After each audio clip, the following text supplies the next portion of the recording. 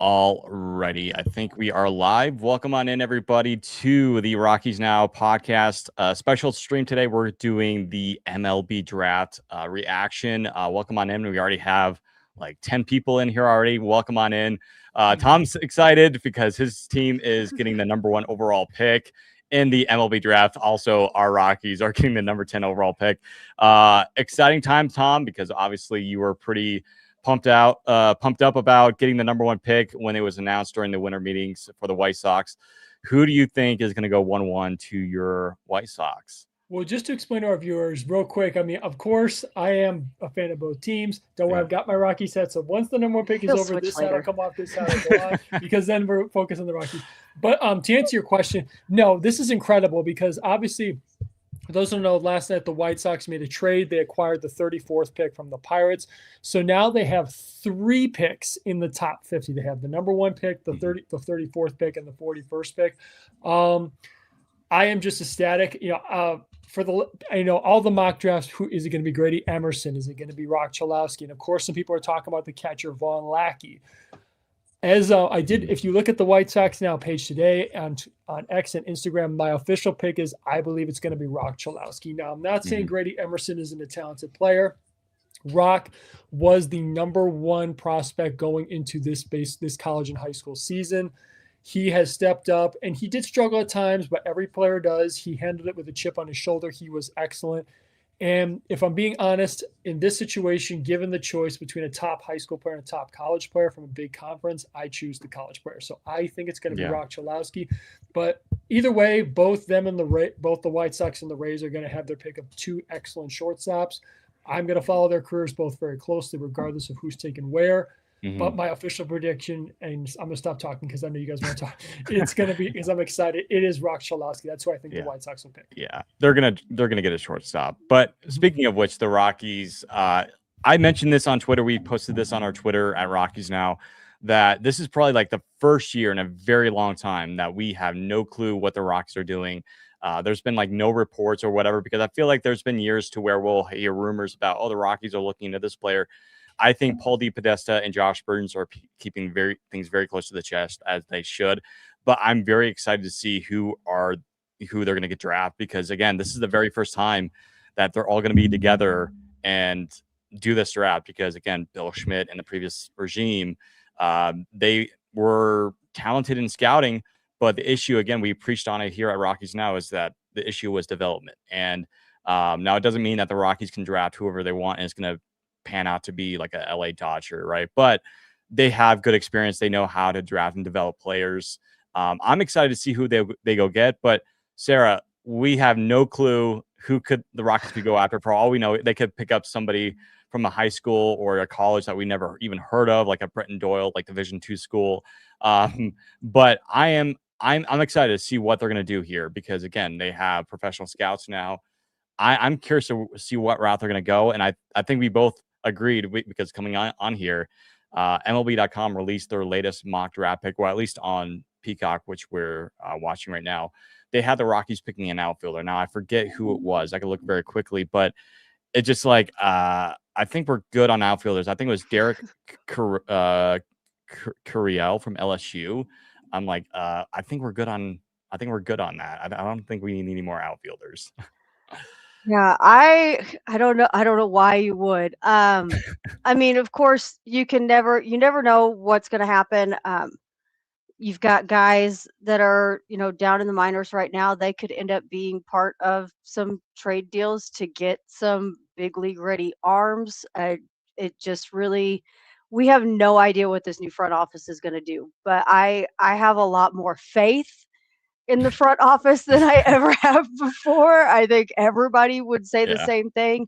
And Josh Burns has a history of drafting Stars. Really great players. So I have no matter what they do, I'm not going to be like, this is a horrible pick. Like he's got a plan behind it, whatever it is. So I'm not too worried about it. I don't know why we would go the outfielder route that early.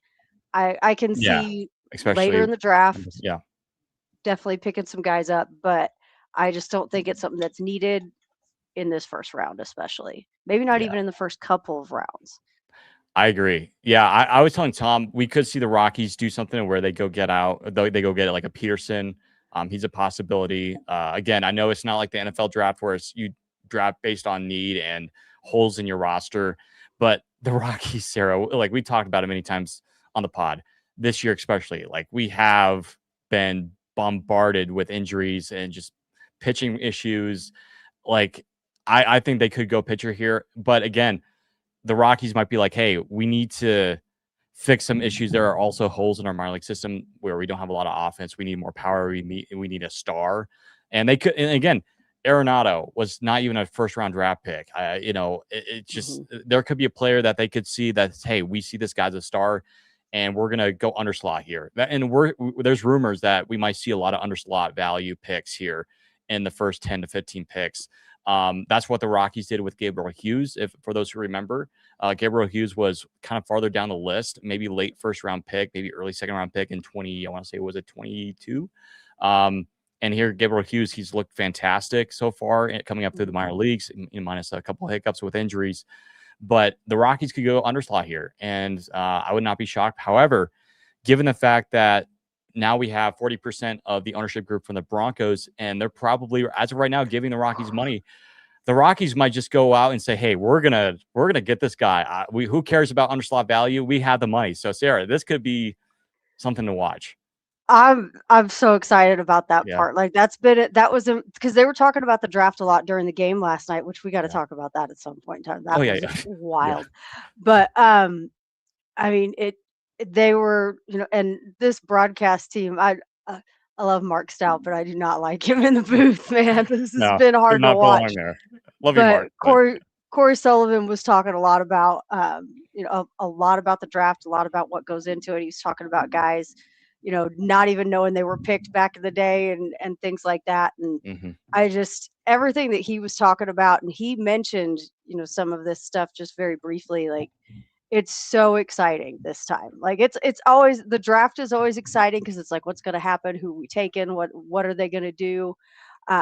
But this time around in particular, it's just so much more like, I usually am like, okay, it's the draft. Cool. We're not going to see whoever this is for 4 or 5 years, probably. But this year, I'm just like, I can't wait. Like, this is going to be great. Yeah. So for those who are wondering, do we have any predictions? I mean, I think Tom might have some predictions of who the Rockies might take. Like, again, it's been so hard because I think this is like the first year where I have not done any research or hardly any research on some of these players because it's just like, really don't know. But I do have obviously some interest in Justin LeBron from Alabama. But Sarah, I think maybe we also talked about this before. We might not have, but either way, there are issues about his swing and miss. There are some worries about there, but obviously he has very good defense. But I told Tom he kind of reminds me a little bit like a Ryan Ritter. Ryan Ritter was a second or third round draft pick. LeBron kind of reminds me of that. The Rockies could go LeBron here. I'd be okay with it.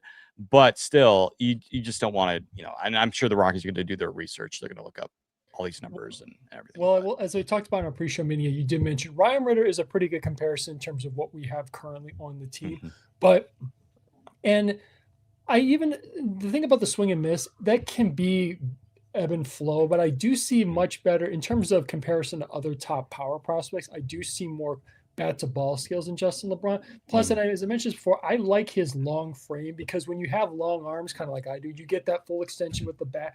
You can really drive the ball, not necessarily out of the park, but you can drive deep gap to gap hits. You can drive down the line. Plus, also, if you get the full extension, you can reach out and just kind of doink balls down the opposite field. So that's just me. I like Justin LeBron. He comes from a well-known program in Alabama. Obviously, that's more of a football school, granted. But again, the SEC is no joke when it comes to college baseball talent. I like him. Again, I keep seeing predictions he's going to fall out of the top 10. But I think if he's there at number 10, the Rockies have the option, I wouldn't be surprised if they do go with it. I think it's a one. Again, and you and I, Stephen, talked about this, Sarah. I don't know what your opinion is. I just don't see the Rockies going pitcher this year with the 10th pick. I just don't see any clean cut arms if they're available at the 10th pick. I'm not intrigued to take. Yeah, they're not definitely not like a Paul Skeens or Liam Henderson or Anderson, whoever we got last year. Yeah, or Chase Dollander. There's no one like that either. Yeah. There's just not any. I mean, there's good arms available. There's very good arms available, but I also think that you're gonna. I mean, you have to take a lot of things into consideration when you're talking about bringing a pitcher into this specific organization, just because of what happens when you get to Coors Field. It's not like anywhere else, and I mean that's something that's been talked about a lot over the last week on this road trip. Was these guys like Gabriel Hughes? They talked about how he was going to adapt and killed it. Yeah, he did great. Like he was amazing the other night outside of that first inning. But got to get those nerves out. But it's so.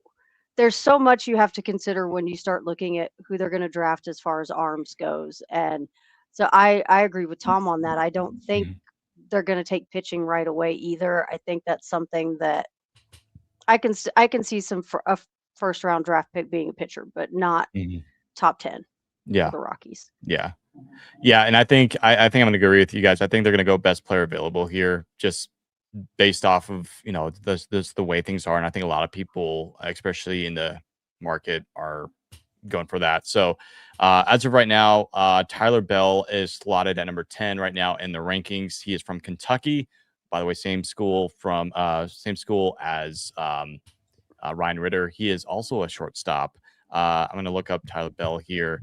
I saw another one where I think we talked about this on a previous episode that if I don't know if the Rockies are going to go this route. I can't remember who it was. It wasn't one of the MLB pipeline guys like Mayo or Callis. I think it might have. I don't know. It might have been somebody else. They thought maybe they'd take extreme interest in AJ Garcia, the outfielder out of Virginia, who is talented. He doesn't have a lot of power, but he's more of a contact guy and an on base guy. So kind of your prototypical leadoff spot kind of guy. That wouldn't be a bad choice, I think. I mean, heck, you can always use a guy. Yeah, you can always use a hitter like that. That's a Paul DePodesta type of guy. We had Bill Schmidt guys. Now we have Paul DePodesta type of guys. Get on base. Even though Bill Schmidt would say that, it just they never would get on base. Yeah. I'm so excited though. It's just like the mystery of it. And like last year was awesome too, but this year, like with everything going on, and especially with how we were just gutted to get the number 10 pick in the draft because of the lottery and everything. But after this year, it will reset. So next year, the Rockies could have a very good chance.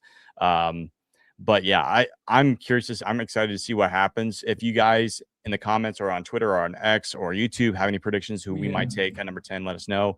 We have one of our good friends, Rockies Express. What's going on, pal? How you doing? Yeah, good to see you. Yeah, we got almost 230 people. That is a new Rockies Now record. Thank you guys so much. Anybody who wants to throw their prediction in the chat, please throw it up there. We'll put you on the screen. Throw it up there. Start commenting, everybody. Yeah, absolutely. Or if you know anybody that's either a White Sox fan or Rockies fan or just a baseball fan in general, just like send the stream give your opinions, people. Start chiming in. Who do you think even if you're not a White Sox or Rockies fan, who do you think your team is taking? Throw it up there. Start going. But it's crazy. Awesome. We have like 230 people. That's insane. So good to have you guys in here. But any second now, the White Sox will be on the clock here. I just like it how they say how the draft is going to start at 11 a.m. and then they push it back. Oh yeah. Remember last year was like at 4:00 in the afternoon too. Yeah, well, I like how it's in the morning, just because it's just like some people might be driving on their way back from work, where I know it's a Saturday too. Well, I think the other reason is because, like, for example, the White Sox start in about a little less than an hour. All the afternoon games start in less than an hour. So what I think they're trying to do is get the first round out of the way before those games start, because they're going to do rounds 1 through 4 today. So, yeah. Well, the thing is, the other day, I have to work today from like 2:30 to 11, and I'm like, oh shoot, I hope it's not going to intervene with the draft. But then I saw that I think the first round, or at least the first like 10 to 15 picks, will be over by like noon my time here in Colorado. So I'm hoping that it doesn't go over that. I'm kidding. It could. I'm kidding. Don't miss work. Hey, this is my only day off this week. I was like, hey, let's go. We'll take that. But yeah, it's How about like Peacock? So I do want to talk a little bit about that because I think this is like the first year we're starting to see Major League Baseball step in. And Tom and I were briefly talking about this, how, the Home Run Derby is on Netflix, which I do not have. I don't know how I'm going to watch it. I probably won't get Netflix for it unless it's like, I remember back in the day, MLB.com used to stream the Home Run Derby. I'm not sure if they do that anymore. I don't think so.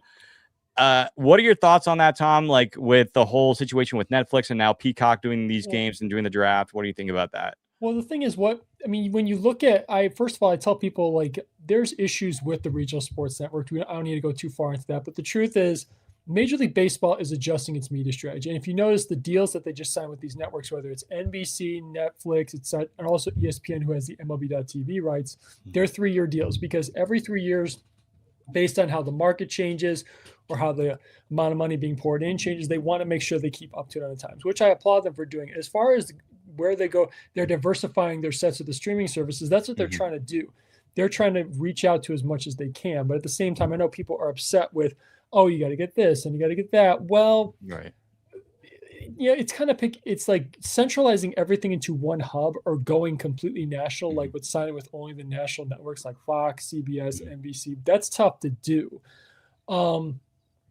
Now, again, I have several of these services even before this deal was signed. So I don't have a problem with it. I can understand why people would, because some people don't want to buy all these services. But when it comes to a more consolidated approach, we're a little further ways away from that, because unlike the NFL, which is very national when it comes to broadcasting its games, Major League Baseball and even the National Basketball Association, they're very regional. Because remember, the Rockies have a regional network. Well, it's through MLB.TV.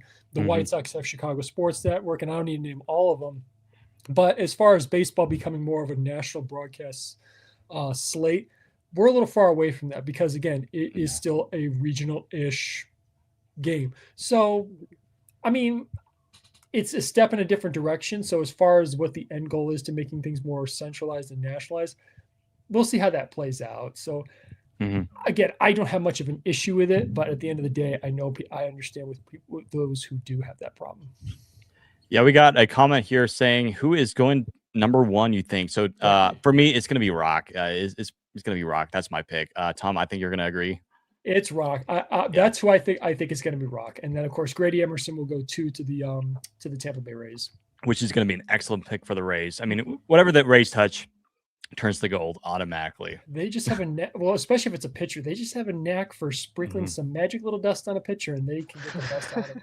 Is that Cole Hamels I see right there? Phillies legend. Yeah, that's Cole Hamels. Wow. Yep. Yeah. The Rockies used to torch him. Braves legend Cole Hamels. $18 million to be a pitching coach for a year.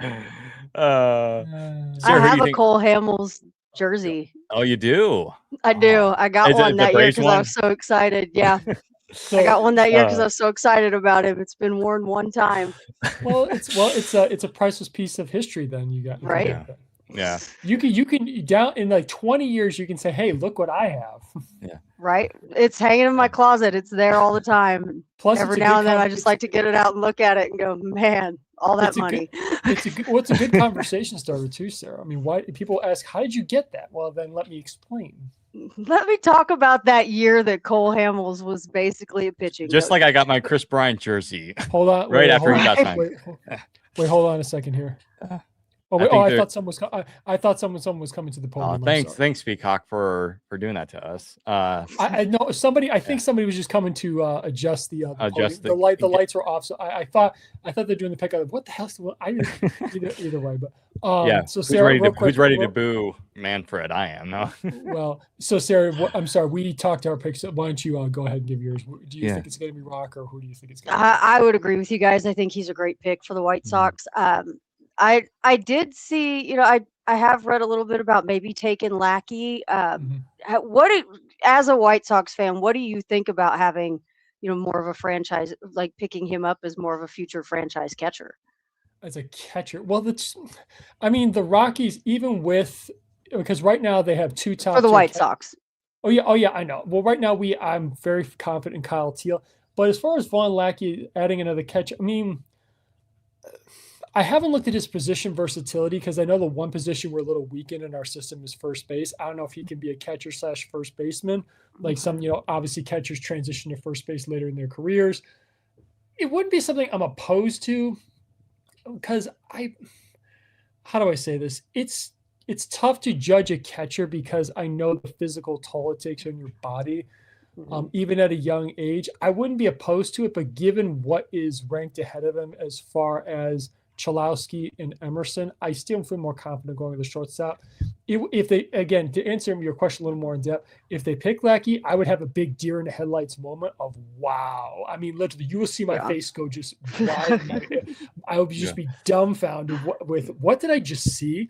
But if like Chalowski and Emerson weren't there and Lackey was the best player on the board, I wouldn't be opposed to choosing him, because again, if you can develop a top tier catcher in your system, I think it's critical, because as I always say, catcher, I think, is the most critical defensive position on the field. And I will stand by that every day of the week. Yeah. So again, I wouldn't be opposed to it if the two shortstops weren't ranked ahead of him. Gotcha. Yeah. I always forget, like they were talking about Cole Carrick being a catcher last night, and I always forget. He was drafted as a catcher. Yeah, I forget all the time because they were talking about Agnos, talking about Cole Carrick catching him in Fresno, and I was just like, I completely forgot that's how he came into the organization. One of the USD, University of San Diego. People are still dumbfounded when I tell them that Josh Donaldson was drafted as a catcher. Oh yeah, that I knew. People are surprised when I say that. It's true. Did you see the other day? I had to finally, because I kept seeing it and I couldn't get it out of my head, because once it was mentioned to me, it just stuck. The post I made on Twitter the other day with Hunter Goodman and Josh Donaldson side by side, and just how identical they look at the plate. Like that, as soon as somebody said it, I was like, that's where I've seen Hunter swing. Like I kept going, why does he look so familiar outside of just that he's Hunter Goodman and I watch him all the time? Especially the backswing. And it sucks because the step is a little just slightly different. But Sarah, it's a perfect comparison. I loved it because Donaldson was such a great home run derby watch. And I do want to talk about that very quickly because we're still waiting for the first pick to be announced. But a lot of ads.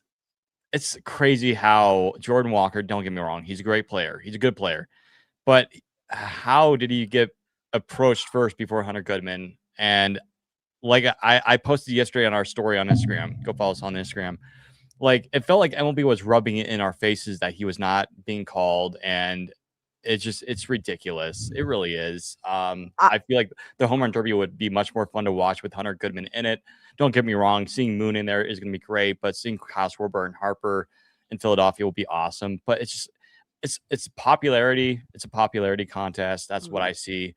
It's just ridiculous. And I do kind of want to watch it still, but at the same time, though, it's just when your player absolutely deserves to be in the home run derby and he does not even get recognized for it or not even mentioned for it by MLB.com, and then MLB just decides to post some random fact about Coors Field of dinosaur bones. I'm like, really?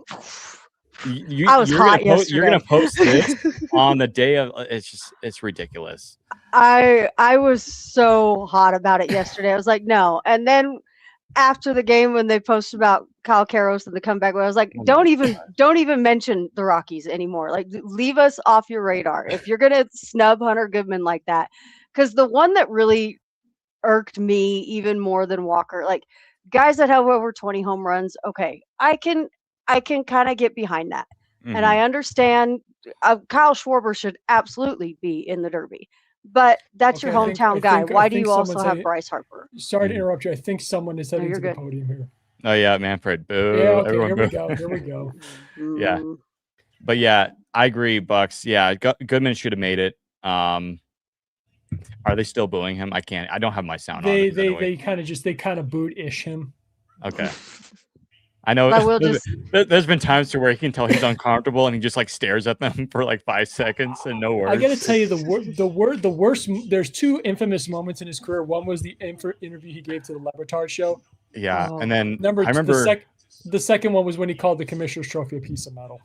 Well, I remember I'll never forget. It was in 21 or 22 when the news was breaking that they were going to move to Vegas, or they were wanting to move to Vegas, and everybody just booed him at the draft. I just remember it was like they announced it right before the MLB draft, and people were so pissed. And that's when Jacob Wilson was drafted. I'll never forget that. I think it was either in 21. No, it might have been 22 or 23 because it might have been in Seattle. Seattle was in 23, but yeah. Who's going to win the home run derby? Your opinion or option, whatever. My opinion. I've got two. Schwarber. I'm gonna, yeah, or I'm gonna go Schwarber. I'm rooting for obviously either Munetaka Murakami, or again White Sox fan, or I'm rooting for Harper. I want Harper to be a two-time because he won as a national in Washington. It'd be awesome if he wins as a Philly in Philadelphia. Did you see where he wants metal bats for the bonus rounds? Are you trying to kill those kids? I think that was more of just like a sarcastic joke. I feel like every year we see, and obviously we feel bad, but every year we see a kid go down and gets injured, and which is sad. But at the same time, though, it's like, are you trying to hurt kids more? Like, what the heck are you trying to do here? This. Do you guys remember when he was still a high school player? He competed in a home run derby at Tropicana Field with Lillibeck. Maybe he has beef with a kid. Maybe he has some beef with a kid, and so he's trying to. And that's when he hit the viral 500-foot video that hit the scoreboard. Yeah. He just drilled it, and again, I remember some people commenting about Albert Pujols said, "Well, it was without a no man bat, but it's still impressive." It was just kind of a funny little tidbit. My guess is he has a beef on a kid, and he wants to repay him back, and like for maybe robbing a home run ball when he was in high school, and said, "I want to repay this kid," or just get back. But yeah. Well, I will say, if to your point, Sarah, it would be scary with kids out there. But I think if they do the aluminum bat thing, I think they're going to be smart enough to say no kids in the outfield. So yeah, I would hope so. Like the only pick that really just blew my mind and really kind of pissed me off a little bit, for lack of a better term, is Jack Caglione. This guy has 14 home runs. What is he doing there? I was surprised they chose. I mean, we were talking about this in the pregame show. The bare minimum should be there should be a minimum of home runs you have to hit to even be asked. And I think for this year, I think 20 should be the minimum. And he's not even an all-star. That's the part that really just made me go, okay, what are you doing? And I mean, nothing against Jack, because he's a great player and he has an amazing future ahead of him he's going to be a star, but no. Yeah, like AJ Przinsky said on Foul Territory. So, like when they were talking to Hunter Goodman, so they're now allowing non-all-stars to be in the home run derby, and you're an all-star, but you're not competing, and you lead, or at least tied in like National League catchers or catchers in general, and you're not even a home run derby, not even called. Like, it'd be one thing if he was called and rejected it, okay, but not to be even approached by them. It's just like, did they forget that Hunter Goodman exists? Like, I'm starting to wonder. If I'm Hunter, I'm so petty, I'm not even going to the All-Star game. Like, I'm just going to say, oh, I can't. I think I saw somebody comment on Christian Sai's DNVR post of like, oh, just wait till Hunter Goodman. He's going to hit the game-winning home run in the All-Star game. He better. He's going to. He's going to, and then put up the middle finger while he's riding third base. I'd love to see that. I'd love to see that. Hey, we got a comment here saying that he loves the Veen shirt, Sarah. We got a comment loving Veen here. Zach Veen. Which we mentioned earlier. I don't know if you were in here, Miker, but we were talking about how maybe the Rockies shouldn't do or pick a outfielder for the number 1 pick, or I should say the number 10 pick. I wish we had number 1, but I think we all can agree that more than likely it probably wouldn't be the best idea to draft an outfielder. However, we're going to leave it to Depot and Josh Burns. Again, we're still waiting for the pick to be announced. We got like 3 minutes left. But while we do that, can we talk about last night's game? Oh my gosh. Like, arguably the worst, and I mean this, arguably the worst, one of the worst officiated games I've ever watched in front of my eyes. Multiple blown calls. Now, I will say, Carrig did not make that catch, but what makes it weird is, like, I swear I've seen this before in Rockies history, but the Rockies were on offense and they call us out. And now it's just like, okay, you get a free base. I'm like, hold on here. Like, what's going on here? It's just, and plus the first baseman or the first base umpire made the call rather than the second base umpire. Like, what's going on here? And then they didn't make really any calls. So it was just absolute crap show. Lance Barksdale he's on that list of umpires that are taking the buyout. He is obviously already checked out. Like, you could tell he did not care about anything that was going on. But that was a live ball. And they tagged the runner at second. They got the out at first. That inning was over no matter what was happening.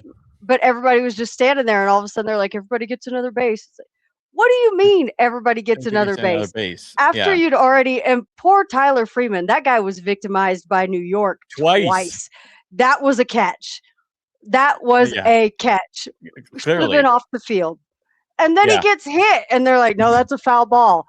It's so clearly never touched the bat. What are you talking about? I think some people might say, well, it's like it would be a strike because he went. Well, still, if you look, it didn't cross the plane of the home plate, so it would be a ball and a hit by pitch. And he was pulling it back. And not to mention, why did it take so long to get the wrong call? Like it's so ridiculous. And then I think the very first one where he made the catch. And they said, no, it's a base hit. I could read. I don't know if you saw it, but you could read Tyler's lips. He said, they don't give a blank about me. And I'm like, and he's laughing. And then the Rockies coaches are just, they're laughing, but they're like shaking their head. How could you get that call so wrong? I was waiting when Warren went on DNVR, when they did the show from the speakeasy. He was like, I've been trying to find a moment because they're like, what are you going to get tossed? What are you going to get tossed? He hasn't been tossed this year. That was it, Warren. That was your moment, especially. He had 3 opportunities there that he could have gotten wrong, and he absolutely should have just gone. The last one he should have gone. I wanted him to go up on the very last one, which was the Carrick play. I wanted him. So here we go. The pick is in for the White Sox. Hold on. Yeah, I think I already know who it's going to be. It's got to be Rock. I think some people have already posted about it. Actually, I got my finger on the button. Okay, there he is. Yep, Rock. Rock is a White Sox. There you go. Come on. Congratulations, Tom. Now I can hit send officially. There you go. And then so that means that Grady Emerson, unless that the Rays do what like the Brewers do and they pick somebody that we never heard before, but they turn out to be a superstar. The Rays are on the clock now, and Grady Emerson is right there. So Bucks, I'm sure you're excited, maybe getting a shortstop because you were mentioning how the Rays need a shortstop. So there you go. Rock is a White Sox. So good stuff. Rock is a sock. Should have been a Rocky. No, I'm just kidding. Under the previous draft rules, Rock would have been a Rocky, maybe. I don't know, but we still have Tovar. But again, it's crazy. We've already got a Rock Ruggiero. There you go. That's right. Forget about that. Yeah, Rock. However, Rock here, he spells it with a CH. Interesting. Yeah, Rock. Yeah, it's a CH. It's not like rock, like a rock. Oh, that's awesome. Yeah, that's great. It's everyone has the one thing I got to say is just like with all the buzz, people say, "Oh, what if they do this? What if they do that?" I don't know. Mm-hmm. And it's interesting. Also, I've got the draft tracker up. Some of the approximate values in terms of the overall signing bonuses are very unique. I'm wondering if I'm curious to see who. Again, this is me just talking the fiscals. Who is going to end up with the highest signing bonus? Will Emerson get a higher signing bonus than Cholowski? Because again, just to educate people, teams have a certain pool of money that you allocate to your signing bonuses of all your draft picks. Mm-hmm. So it's going to be interesting. I'm curious to see what do the Rays cheap out on Emerson if they pick him. Yeah, that's if they pick him. Yeah. But continuing what we were talking about the game yesterday, but I do also want to comment. There's obviously this Dodger fan that's been clearly doing it on purpose. Yeah. He's just rage baiting. Yeah, it's ridiculous. And first of all, it's just like there's no way he's being serious, or if he is, he just does not know what he's talking about. Like we've gotten comments of saying, "Oh, how can you have fun in such a bad year? The Rockies still suck." And then plus Hunter Goodman's night. It's just like, dude, you don't know what you're talking about. Go back to the basics of learning how to play baseball, learn the rules, whatever. Brother, we are having a blast over here. Are you kidding? And by the way, like look at the stats between Will Smith and Hunter Goodman and come back to me and say who's the better catcher. So we'll give you some time. Goodman. Yeah, not even close. But yeah, no. But yeah, I was watching DNVR, their Rockies podcast. Shout out to them. I always enjoy watching their stuff. But Christian was on a rant because he was like, they've been getting comments like those as well. Like, the Rockies, they suck so bad. They're the worst team in baseball. But you can't deny, like, this year is completely different than last year. The Rockies actually have a plan in place. They have guys that know what they're doing. It's not like the Rockies are no longer the step stool of the Dodgers or these teams in baseball. The Rockies are staying competitive. I mean, this past series against LA was probably one of the best competitive series against LA we've had in years. I mean, it was. I mean, you could argue we could have either won that series or swept the Dodgers. That's how close it was, and this is in Dodger Stadium. Had MLB not flipped that call for the Dodgers, we win that series. Yeah, Goody was safe. There was no angle that showed him out. Had that not happened, that's the Rockies series, which means that they would have split the first series, won the second series. Like, they're gonna be a problem for everybody. Like, they're last in the division, but they're gonna ruin your day every time. If you overlook the Rockies will pay you back. That's the brand of baseball that Warren Schaefer has created here, and I love him so much because like they were showing a picture of him or like a scene of him yesterday in the game last night. Warren just looks like he's built for the manager job. Like, he's grown into that so well. Where last year was just like, let's see what Warren does. Again, he had experience in Albuquerque for a year or two being a manager there. But Warren, I'm not saying he's going to be our future manager, but he's growing into the manager that we need to have. I think he's going to be here for a little while. I don't know that once they consider the rebuild complete, what they'll do with him. But I think if he can continue to prove his track record I mean, look at us. We're 39 wins right now. Yeah. If we can pull off these last two in San Francisco before the break, we are 2 wins away from our entire record last year going into the All-Star break. If you that puts us on pace for how many in roughly 1 year? Yeah, that's close to around 20 win improvement at least. That's pretty good. That's insane to think about in 1 year turning around. Just like 1 year. That. Yeah. And I mean, it's what it took the White Sox. It's been 2 years since the White Sox sorry, Tom, but it's been 2 years since the White Sox. It's part of the history, and I've learned to live with it. It's okay. Yeah, it's been 2 years since the White Sox did that. Don't ever apologize to me. It's part of the history. Okay. You're sitting in what the White Sox are tied for first. Guys, number 2 pick has been made. Sorry. Grady Emerson. There you go, Bucks. You got your Grady Emerson shortstop, best pure hitter in the 2026 draft. He's above average defender at shortstop. I think he's going to do well, obviously, in Tampa Bay. So maybe a future all-star. We'll see. We don't want to put pressure on the kid too much, but yeah. I got to say, the one thing I got to say about Emerson is this can be seen as the issue with LeBron. I do like Emerson. He's a little bit kind of, how do I say this? He's tall, 6'3", and he does have that long frame again, like I talked about. But I like his quick hands. For a 17, 18-year-old, he's got very quick hands. But anyway, sorry. Oh, no, you're good. Yeah, 65 grade hit. He has a 65 grade hit, 60 grade arm. My phone is blowing up right now. It's I'm sure. Yeah. Like last year was so funny because last year I was trying to put up the holiday post, but like my phone would not load, and I think it died while I was in the middle of posting, so I had to charge it. I'm putting the phone down, taking a break. It's like I just see steam coming up from Tom's phone right now. No steam from my fingers. I'm like trying to get in there so fast. And my brother, who is a former college baseball player, just texted me like, "Hey, dude, what do you think of Rock? What do you think of this pick?" Because he being a former college baseball player has his opinion. I'm being a non-former college baseball player, have my opinion. So it's like, we'll go back and forth on those kind of things. Yeah, so. That's right, Bucks. That is your Franco replacement. He commented above, "Is he the next Franco?" In so many ways, I hope not for you. No. Off the field, no. Yeah, no. Off the field, let's hope. I got to give a quick story. It's just someone actually back about a month or two ago, someone actually messaged me say, "Hey, what do you think of this whole?" I said, "Dude, I don't even give him air. I don't even give him much of my energy. I don't. It's despicable." No, that guy doesn't exist to me. But again, I like to think Emerson, because here's another thing with him being so tall, he'll be a shortstop to start. But if they maybe transition to third, maybe he's like an Evan Longoria reincarnation. That'd be kind of cool. Yeah. Mm-hmm. Well, again, we still have a ways to go for the Rockies pick, but we switch hats. Yeah.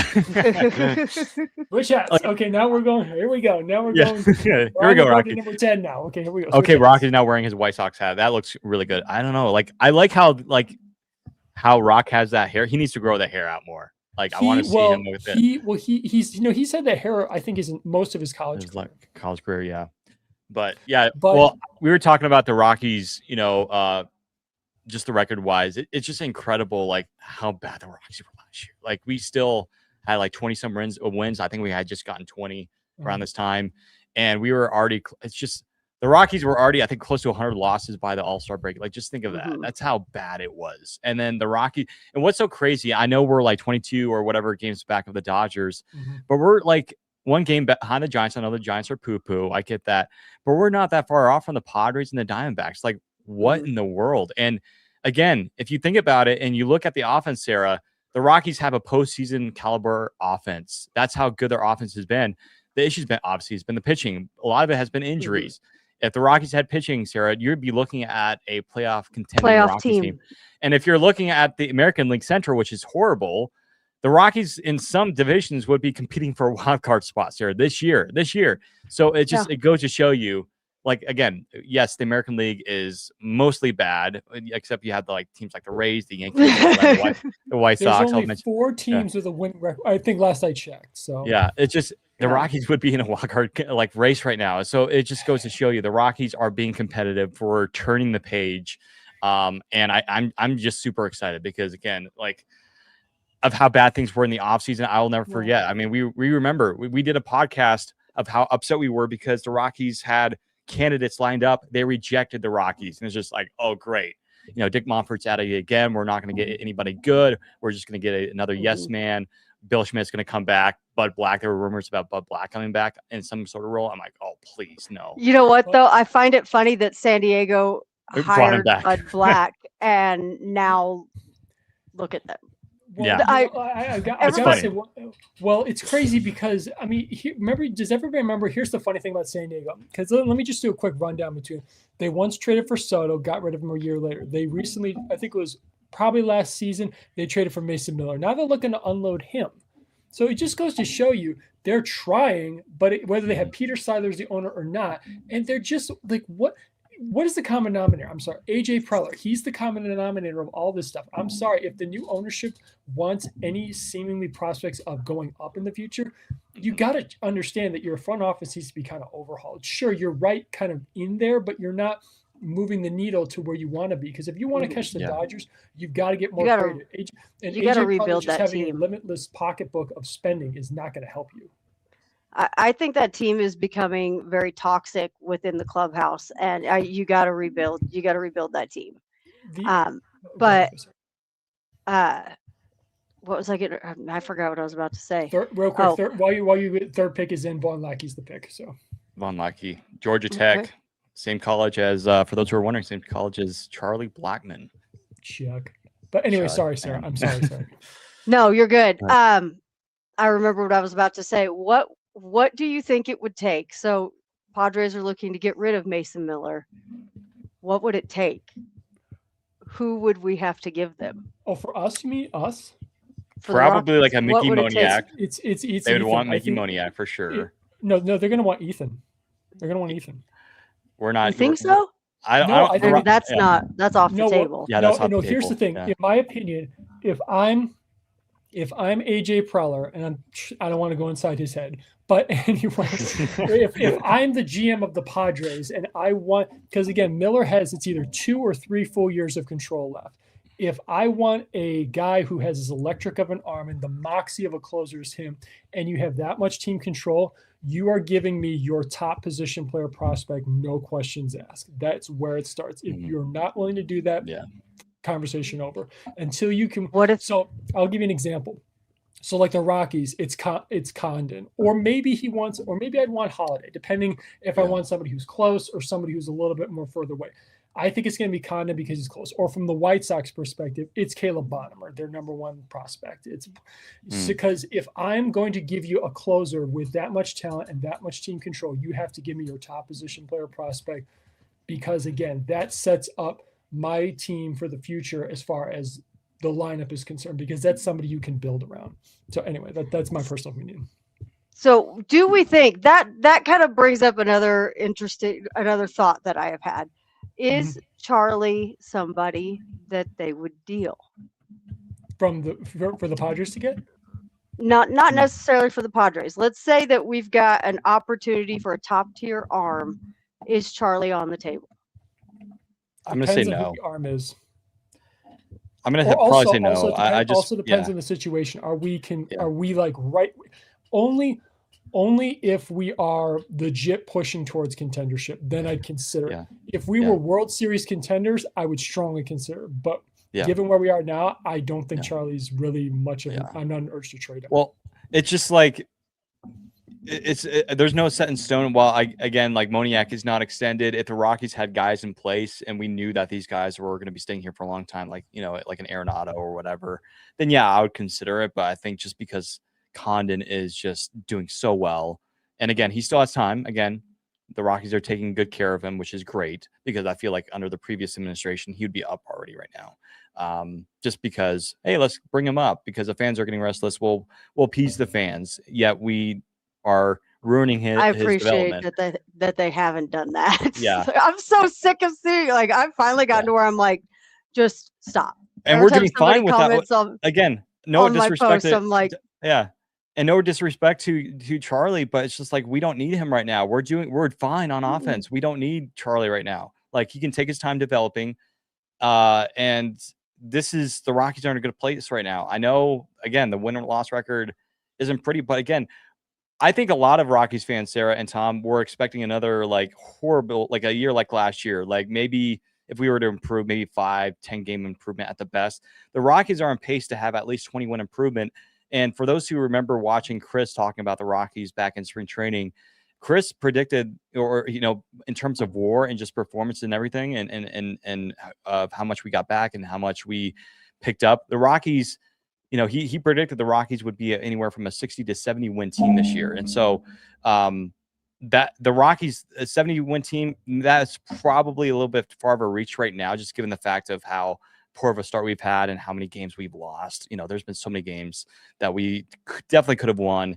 But the Rockies, I think they're probably going to land somewhere around 60, 61, 62 wins. So they're going to be close to 100 losses, but still, considering where they were last year, I don't know. They could surprise people. The way that things have, May was horrible. If we could delete May from the schedule, everything would be wonderful now. All fine in the world. Yeah, we'd all be going, this is Rocktober, let's go. But I really, with the way this team is playing, I could see 75. Oh wow, yeah. Hey, Sarah, I will say though, you have the best prediction so far because you picked the Rockies to finish in third. Everybody else, like including myself, Tom, and Chris, we all picked the Rockies to finish like fifth, and then I think we had Arizona in fourth or something like that. And I think you had the Padres you had the Giants in fifth. I still had the Padres in second, but that's definitely not happening.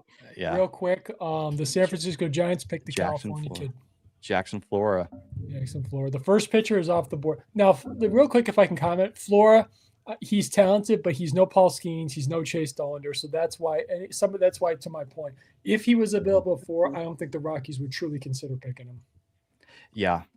Yeah. Again, they're comparing him to Kerry Wood. That's kind of a, that's a pretty good comparison because, again, coming from a Chicago guy, Kerry Wood, he was an elite arm coming into the draft. I'm talking elite. And then he had a very good career that unfortunately got stifled by injuries. Mm-hmm. I still remember the day. I wasn't there, but I watched it on TV, his 20 strikeout game. That was incredible. Was it in 2000 when Kerry Wood won Rookie of the Year when it should have been Todd Helton? No. Was it 2000? No, Todd Helton was going for MVP in 2000. Oh, that's right. It was MVP, not Rookie of the Year, because Todd Helton. Yeah, that's right. You're right. Yeah, it was MVP. Yeah, but both had great seasons. Yeah, Todd. It's because it was just the anti-Rockies, but also he plays in Coors Field and a lot. You'd be surprised how many people I talk to whenever they see me with this hat on. They tell me he should have won in 2000. A lot of people in Chicago agree. Yeah. Well, the same discussion could go with 2007, Matt Holliday and Jimmy Rollins. It's just Holliday literally carried the Rockies team, and now again, it's not because he was the only good player, but without Holliday, we don't go to the World Series. We don't, go to the NLDS. It's just. And not to mention, look at his numbers. It's just don't get me wrong. Rollins had a great year, But like Phillies, they got swept in the NLDS. I'm not saying that defines the award, but still, like, which team went farther? Which team proved more formidable during the season, especially the way the Rockies were. I mean, the Rockies were, a little bit better than we are this year, but they were like a 500-ish team at best. But they obviously went on that crazy, insane run that will never happen ever again. Maybe, I mean, Cleveland got close to it, or they might have even bested it in 2016, right? When they went on that crazy winning streak. Or was it 2018, 2016? I forget what year. When like Cleveland won all those games in a row. It was like 20-some games in a row. Cleveland in 2017, they had the best record in the American League going to the playoffs, and they got upset in the first round. Yeah, but either way, it's just Holiday should have won MVP in 2007. And again, coming from a Matt Holliday fan, he was my favorite player. He should have won that, but yeah. Who would you rather have, Matt Holliday or Trevor Story? Ooh. I'm gonna go with Matt. I'm gonna go with Matt Holliday here. Holiday was more healthy. That's okay. I'm sorry, Trevor. I'm sorry. I even on my Twitter, I put Trevor Story stan. I still stand by that. But Matt Holliday, he's the reason why I fell in love with baseball in the beginning. Got to put you on the spot, fearless leader. Yeah. But yeah, Holliday, again, I've said this multiple times. He is the guy. He's the reason why I became a Rockies fan. For those who are wondering how I became a Rockies fan, he's the reason why. I remember watching him on TV, and I was like, oh, I like the number 5. I'll buy his T-shirt. So we went to a local mall, got a Rockies Matt Holliday T-shirt, and I wore that probably every single day during the summer after school. I'd put that on, and then just watch him on TV, and I would idolize his swing. And so that's my history lesson for you guys today. But yeah, no. Yeah, almost got me on the spot there, Tom. But yeah, no. Okay. Yeah, no, go ahead. Sorry. But yeah, no. It's just, if I had to pick, it's definitely Matt Holliday. I love Trevor's story, but like Holliday was more healthier. Just numbers wise, his power was just insane. Even when I know his home run totals went down as he got older, but still, like, Matt had insane power. I mean, even now he'll do BP still, and he'll just absolutely obliterate the ball. I'm like, dude, if he could play for the Rockies DH. I don't know. He's probably good. Oh, speaking real quick, for those who have not watched it, the new series on Peacock, Road to the Show, Ethan Holliday is a featured player in it, including also Rock Chalowski, who just got picked by the White Sox. Ethan is it's pretty good behind the scenes look at what he's doing. I mean, obviously it's kind of they're going to show all the good stuff, but Matt Holliday showed, of course, Matt being behind the scenes in Fresno several times too. Yeah, I'll never forget when he did his rehab assignment in Grand Junction with the Grand Junction Rockies. And I always loved it whenever they would interview Matt when Bud Black was the manager with the Rockies, of hey, Bud, do you think Matt touched home plate? And then Matt would be like, honestly, I could care less. Wow. Sorry, the Pirates picked Curriel. Wow, that's a little shocker. I had him going later in the later. Yeah, wow. Interesting. They kind of got up and got Derek. Wow. And Curriel was more of a guy that was, again, like you said, Tom, probably like after number 10, probably like in the teen range, maybe. I had him. Hold on, I have to look up for you, but I had him. I had him going the top 10. I think I had him going 9 to either 8 to the Athletics or 9 to the Braves. I think I had him 9 to the Braves. Yeah. For comparison, they were comparing him to Bryce Terang. That's pretty good. Bats left, throws left. 60 grade hit. So yeah. Oh yeah. I forgot he's a California player too. I forgot about that. Yeah, it's yeah. Oh, we got a couple. Yeah, as a LSU student, this is weird. That's all good. That's cool. Yeah, I'm curious to see what the Royals are going to do. The Royals, again, coming from a guy who sees them in the division. Yeah. I mean, their pitching is horrible. But the problem is there's no top tier arms in this, Jeff. As Sarah and I talked about a bit ago. Yeah, position player heavy. Yeah. Let me pull up. I'm sorry. Bear with me for a second while I pull up my predictions here. I gotta make sure I get this right here. Sarah. God, my phone is still blowing up. Jesus, all these messages. The Braves are picking at number 9, Sarah. Who do you think the Atlanta Braves were going to pick. I'm sorry. Real quick. Sorry, Yeah. sir, if you don't mind. I'm sorry. Actually, I picked this right. I actually had Corral going number 5. I'm sorry. I actually. Congrats! Tom got that one right. No, I'm sorry. So Tom's far, nailing it. My top 5 is correct. I had Jackson Flora and then Derek Corral. I'm sorry.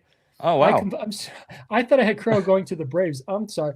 So anyway, my pick for them is Eric Booth, the outfielder Eric Booth. Oh, for the Braves. For the Braves? No, for the honestly, no, for the Royals. So, but Sarah, for the Braves, for yours, I have AJ Garcia, the Virginia outfielder.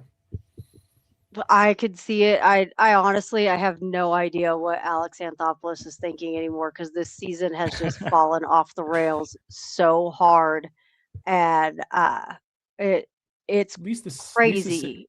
At least the sale extension's working. Yeah, I mean, but outside of Chris Sale, there is no rotation. Like that's it. It's Chris Sale. Like that's all you got. Yeah. Real quick, Sarah, they're almost as bad as the Rockies as far as the pitching situation. Like it's terrible. It's pretty bad. Yeah. Well, the Rockies have had a better record than the Braves have since June 1st. For a minute, yeah. Yeah. So, but that could change. But again, like Sarah, if the Rockies continue playing 500-ish baseball, which they've been doing since June 1st, the Rockies, again, like you said, they could be anywhere from a 70-75 win team here. And I mean, imagine that. Like, it's just coming from a 43 win season to getting close to 75. That's 30 wins. I'm really excited for the Rockies to go to Atlanta later this season for that series if the Braves keep playing the way that they are, because I love my Braves. I was in a walker as a child, parked in front of TBS, and that was where that's where I grew up. Skip Carey raised me pretty much. But the fan base drives me so insane that I would love to see the Rockies go in there and wipe the floor with the Braves in that series. I gotta say, that's though, bad when the Braves fans are so bad that I'm like, I love my team, but I forget all you guys. I've been in the stands with some worse fan bases than the Braves. I'll say that. I haven't been to a game where the Braves are playing, but I'll see. I'll take your word for it, Sarah. But I look forward to comparing them to others. Some of the more, let's just say, interesting fan bases it is to be at a game with. I won't name names at the moment, but anyway. So my fan base rankings, and Mike that's in here, he's a good friend of mine that commented earlier. He's a good buddy of mine, but outside of him and one other person, the Mets are far above and beyond my list of worst fan bases. Got my first one wrong. I would agree. Who is it? It's Zion Rose, the outfielder from Louisville. I got that wrong. No, incorrect prediction. We're seeing a lot of outfielders here. So I think Rockies, again, Condon is still available. However, Condon could go with the Orioles or the Athletics. Or Sarah, what if the Braves get Condon? So we got two shortstops. Why not? We might as well at this point in time. Yeah, I just two Condons on the Rockies. I don't think. Again, we talked about it. I don't think the Rockies. Did you guys? Yeah. Go ahead, Tom. No, it's just kind of funny if we had two Condons on the roster and you have to put C Condon and the first letter. Like the White Sox have to do that. Now we're gonna happen. We're gonna White Sox Condon. The White Sox have to do that now with Colson and Braden Montgomery. B Montgomery, C Montgomery. Hey, the Rockies are trying to imitate the White Sox. When you kind of think about it. So just watch the Rockies drive Condon. But what's so funny?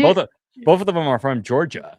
Yeah, that is true. Very true. And no relation, by the way. No relation. Yeah. Did you know Jake has a brother named Joe that was playing? He was in Sacramento at the same time that Jake was in Reno for the Diamondbacks organization. They played against each other.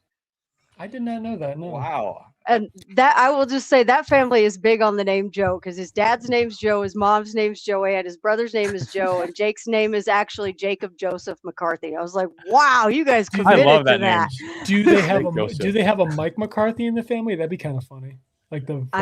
Not that I know of. I just found out. I was looking at something about we were watching the game last night, and Lila was like, Jacob McCarthy, and she was like, wait, is that actually his name, or am I just saying something? I was like, I don't know, let me look. And I saw an article about him and his brother playing against each other. Whenever I post something about Jake McCarthy, I always get confused sometimes with JJ McCarthy with the Vikings. So I'm like, his initials are JJ. He's Jacob Joseph. He's JJ McCarthy. Oh man, well we already know who's the better McCarthy here. Let's be honest, folks. But yeah, well, and what's funny because both players play for both teams that have purple in them. So that is kind of funny, but also we know who has the better hairdo. Oh, absolutely. Yeah, Jake's got top tier hair. Yeah. Did you see Mickey? Mickey's not buzzing it anymore. I saw that. Yeah.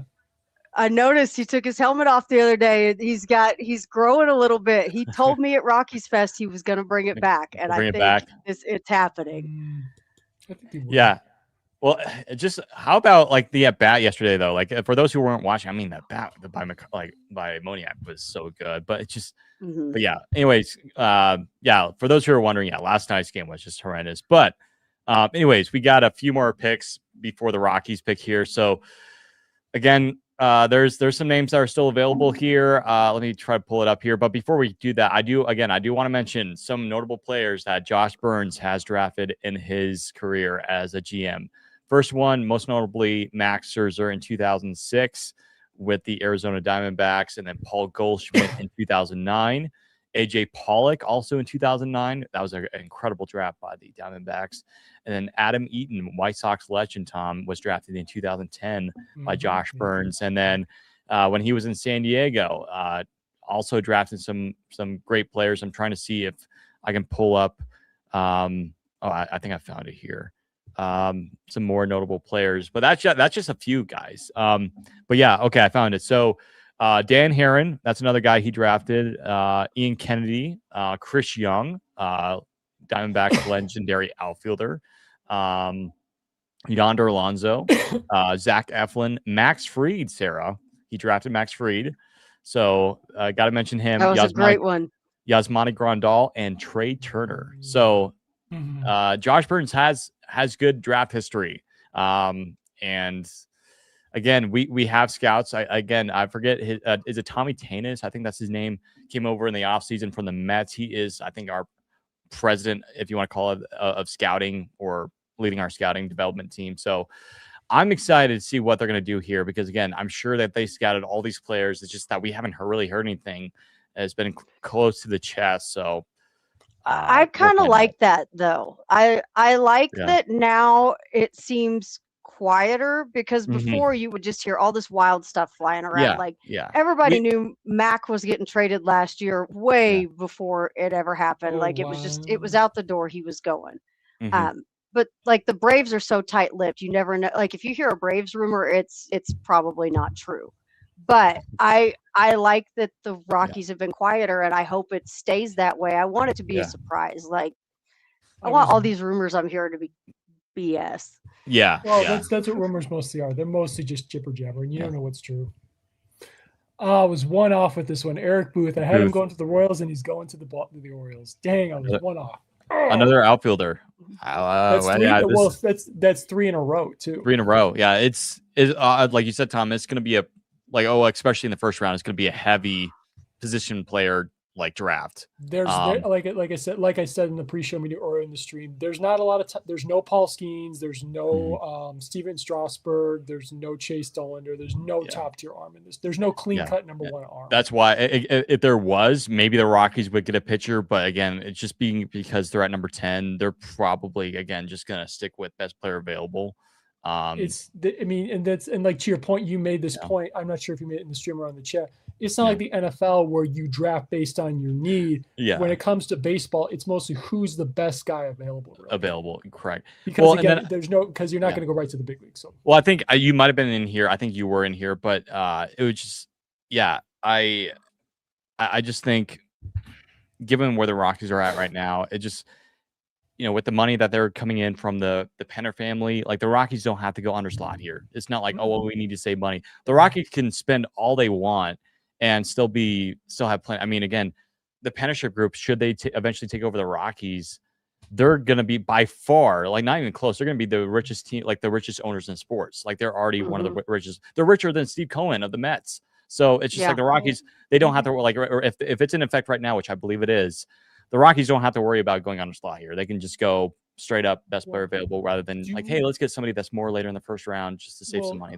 Quick question for either. I'm sorry if I missed this. Do we know what percentage of ownership they have of the team? 40%. Yeah. I think, I think we talked about this a little bit. I'm not sure. How do I want to put this on camera? Flip this. I got to be honest. If Dick Monfort's role in decisions is diminishing, it wouldn't surprise me if his two sons are seriously talking to the Penners about changing that percentage. I think they are. Yeah, they are. I 100% think they are. I think the Penners might buy over time. They're going to buy a larger percentage of the team. That's my personal. Opinion. I think I agree 2 to 3 years. Yeah. Within 2 to 3 years, the Penners will be the majority owners of the Rockies, and I don't think the Monforts get out of it completely, but I can see that being a very diminished role. Maybe keeping the sons around because they're actually doing something, right? But I think the Penners will take over in the next couple of years. Because real quick, because I mean, I think we've talked about this before at length.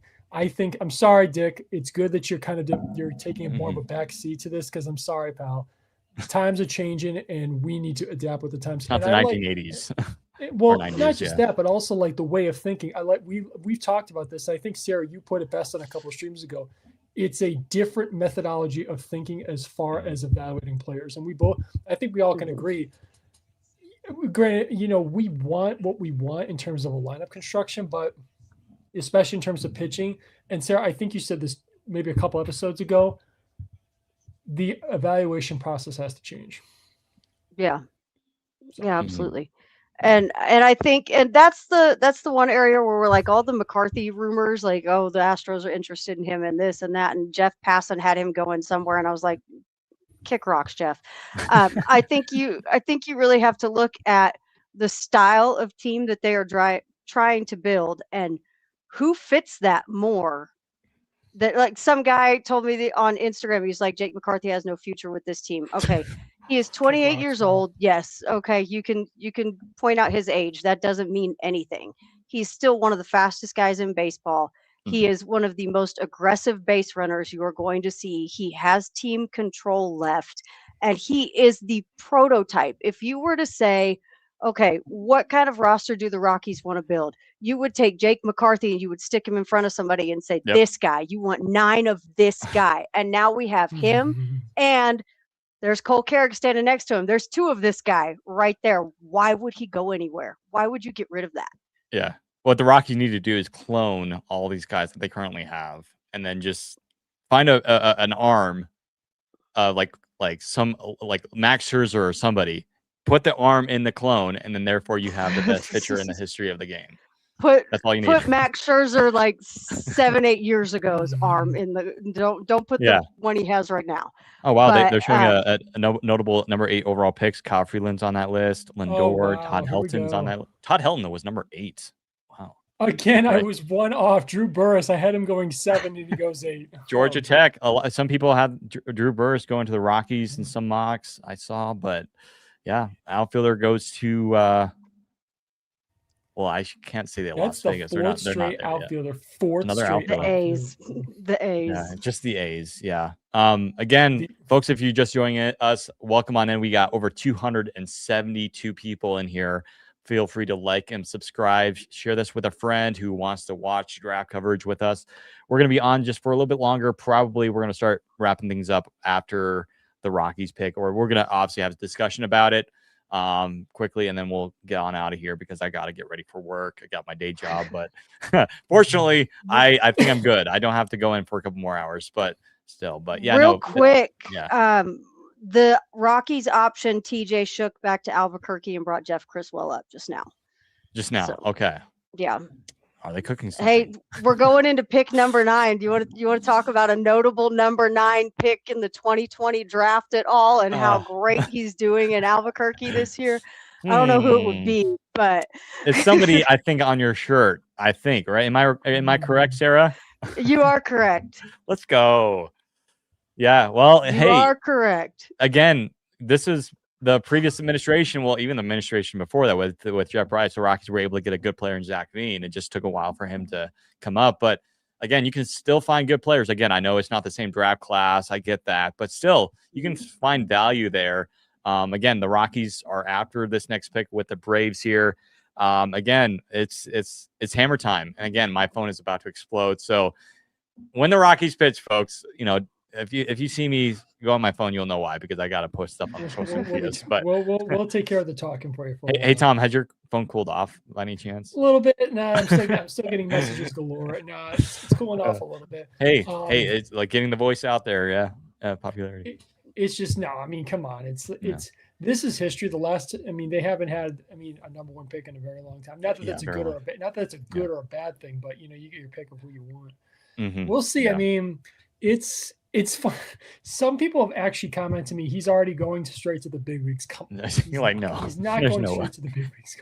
No. Now, could he ascend to the big leagues quickly? Maybe, depending how the situation at shortstop shakes up. But again, if I'm Chris Getz and the developmental staff, I am not rushing him. You don't rush anybody, especially given the situation. Just let him cook a little. Let him just go at his own pace. Everybody. I'm trying to. Go ahead. Sorry. Same thing is with Charlie. Yeah. I'm trying to think of which is who has been the fastest drafted Rockies player that reached the big leagues the fastest. I would probably say maybe Dollander. Dollander's up there because it only took him. He was drafted in I think 23 and then made his debut in 25. Right? Would you say Dollander is probably the fastest we've ever seen a Rockies player get drafted and then get called up? Dollander's up there. Maybe Todd Helton is definitely up there. I know he moved up pretty quickly. Tulo, that's another one. Let's see. I think he was drafted. Zach was 5 years. When was Cole Carrig was 4 years? He was drafted. Right? Yeah, he was drafted in 21. Good question. Might have been. I'm gonna look that up. I think Carrig was either drafted in 20. I think Carrig was drafted in 23. I'm double checking right now. Drafts. I know who it is for the White Sox. Oh, okay, Carrig was 23. So he's just been. That's been 3 years. Yeah, roughly 3 years, 2.5, 3 years. Yeah, I would say maybe Charlie's been one of the fastest Rockies prospects ever. Not Charlie. He's Condon. Not Condon. Dollander. I can't think right now. Dollander is probably the fastest. All right, here we go. What the Braves are going to pick here. It's AJ Garcia, the outfielder. Okay. Right. I got that one right again. I'm back on track. Yay. There you go. I'm good with that one. I need your brain, Tom. Who are the Rockies picking here at number 10? I still have Justin LeBron. That's my go. So there, I'll put it on record because we're getting to it. As I said, my official prediction is Justin LeBron, the shortstop out of Alabama. I better get the graphic ready. Yes, because Tom has been nailing it so far. I'm going to get the Justin LeBron graphic ready. But who knows? Again, the Rockies might do something here to where it's just like, hey, they could surprise some people. LeBron or Rojas, that's always a possibility. We'll see what happens here, what comes up. But yeah, is it Garcia or Gracia? I think it's Gracia. Garcia. Right? Or Garcia? Okay. Oh, you mean the pick that just made? Yeah, AJ. It has an R. Gracia. Yeah, because I'm like, I don't see a R after the A. Yeah, I mean, I'm not sure. Like Sarah, with the Braves, like, I mean, do you like this pick or do you? It's just like, we'll see. It's just another outfielder. I mean, like the Rockies. Yeah. To be completely honest, I think they keep trying to say he's going to bounce back. I hope there is something more in the pipeline because I feel like Austin Riley is just not it anymore. I don't know if it's the injuries from the last couple of seasons or what it is. He hasn't been able to get it together at all this year. You still have what we got Matt in 22 and he signed an 8-year deal. So you still got a few more years of Matt Olson and he is still very strong. Infield, Well, Jim Jarvis just got called up, so that's really solving the shortstop problem that the Braves had. Yeah. But because since Dansby left, it just has not. I mean, they had Orlando Arcia as their shortstop for The pick a is in for while. the Rockies already. Wow, that was fast. Wow, Okay. that was quick. Okay, here we go. The Hold on. Rockies know who they want, so let's see who they get. I always like it how teams like immediately put up the pick is in. They know who they want. I'm curious to see what they're going to do here. Oh, come on, hurry up. I feel like this. Jesus. I don't know. Is it just me? I feel like this has been one of the more faster. Well, except the first Yeah, part it's of the going draft. quick. It's actually going pretty quick, which I'm Mhm. actually liking because I was like, this could take till like 1 o'clock to get the pick in or up to the number 10. But I'm gonna post something here on Instagram or on the story. Already. Yeah, it a lot of outfielders. By this rate, the Rockies might be like, hey, let's go get another outfielder. We'll see. Condon is still available, guys, by the way. Jacob Lombard. He was originally number 5 in MLB.com's best available prospects. He's still available. So Jacob Lombard is still available. The Rockies could get. I'll be okay with Lombard. I would be okay with him. You know, I mean, But- even if they like here, I have to say, even if they somehow pick Gio Rojas, Mhm. it's fine. Okay. Yeah. I mean, the Rockies, they do have some options here. So we'll see what Depot and Josh Burns cook. Let's see what happens. Because I know that somebody commented here in the chat, what if they go left-handed pitcher? I mean, it wouldn't It's be the not end out of the world. question. It wouldn't be But the yeah, end of the world. okay. They're showing recent draft trends for the Rockies. You know, with Dan O'Dowd, Dollander, Jordan Beck, Former Rockies GM there too, Dan O'Dowd. Yeah. Juan Pierre. Yeah, he was drafted with Matt Holliday. Juan Pierre. I forgot that he was we drafted him. I keep forgetting. We also drafted Michael Vick, legendary quarterback. Or don't forget Russell Wilson too. We drafted him too. And then he got signed. Okay, here we go. Let's see. I'm gonna see who it is. Or are they teasing me? I still don't see him. What happened? Hold on, they're waiting to put the spotlight out. Oh, okay. Imagine Charlie Blackmon they're just showing the I would scream if Charlie Blackmon just comes out of nowhere. Okay. That'd be cool. Oh, would he wear a suit or would he not wear a suit? That's the question. Come on, Manfred, hurry up. Oh my goodness. Wait. Oh wow. I see I got an update on the tracker. Wow. I was wrong. Tyler Bell, Kentucky. Tyler Bell, I was wrong. Wow. Okay. All right. Well, a shortstop, but I just got the wrong shortstop. Same school as Ryan Ritter. We'll do some more research on him. He's a lefty bat. We could, maybe that. I feel like we got a lot of lefty bats right now. I feel like a few years ago we didn't have any lefty bats. Where now we have a heavy lefty. Like the whole lineup. Well, hey, maybe I'm gonna trust in Josh Burns and Depot, see what they have in here. I mean, he's a switch hitter too. I forgot he's a switch hitter. Hey, Cole Carrig. We'll take that. Cole Carrig 2.0. I'll take that. Does he? I think does he have an attitude like Cole Carrig? Because I want 40 Cole Carrig's attitudes on this team. Oh. You notice like Jake has been real spicy here lately. Like since Cole came up, Jake McCarthy has gotten spicier, and I'm like, this is great. Who are they comping? I think they were comping Jackson Merrill with Tyler Bell. Okay, all right.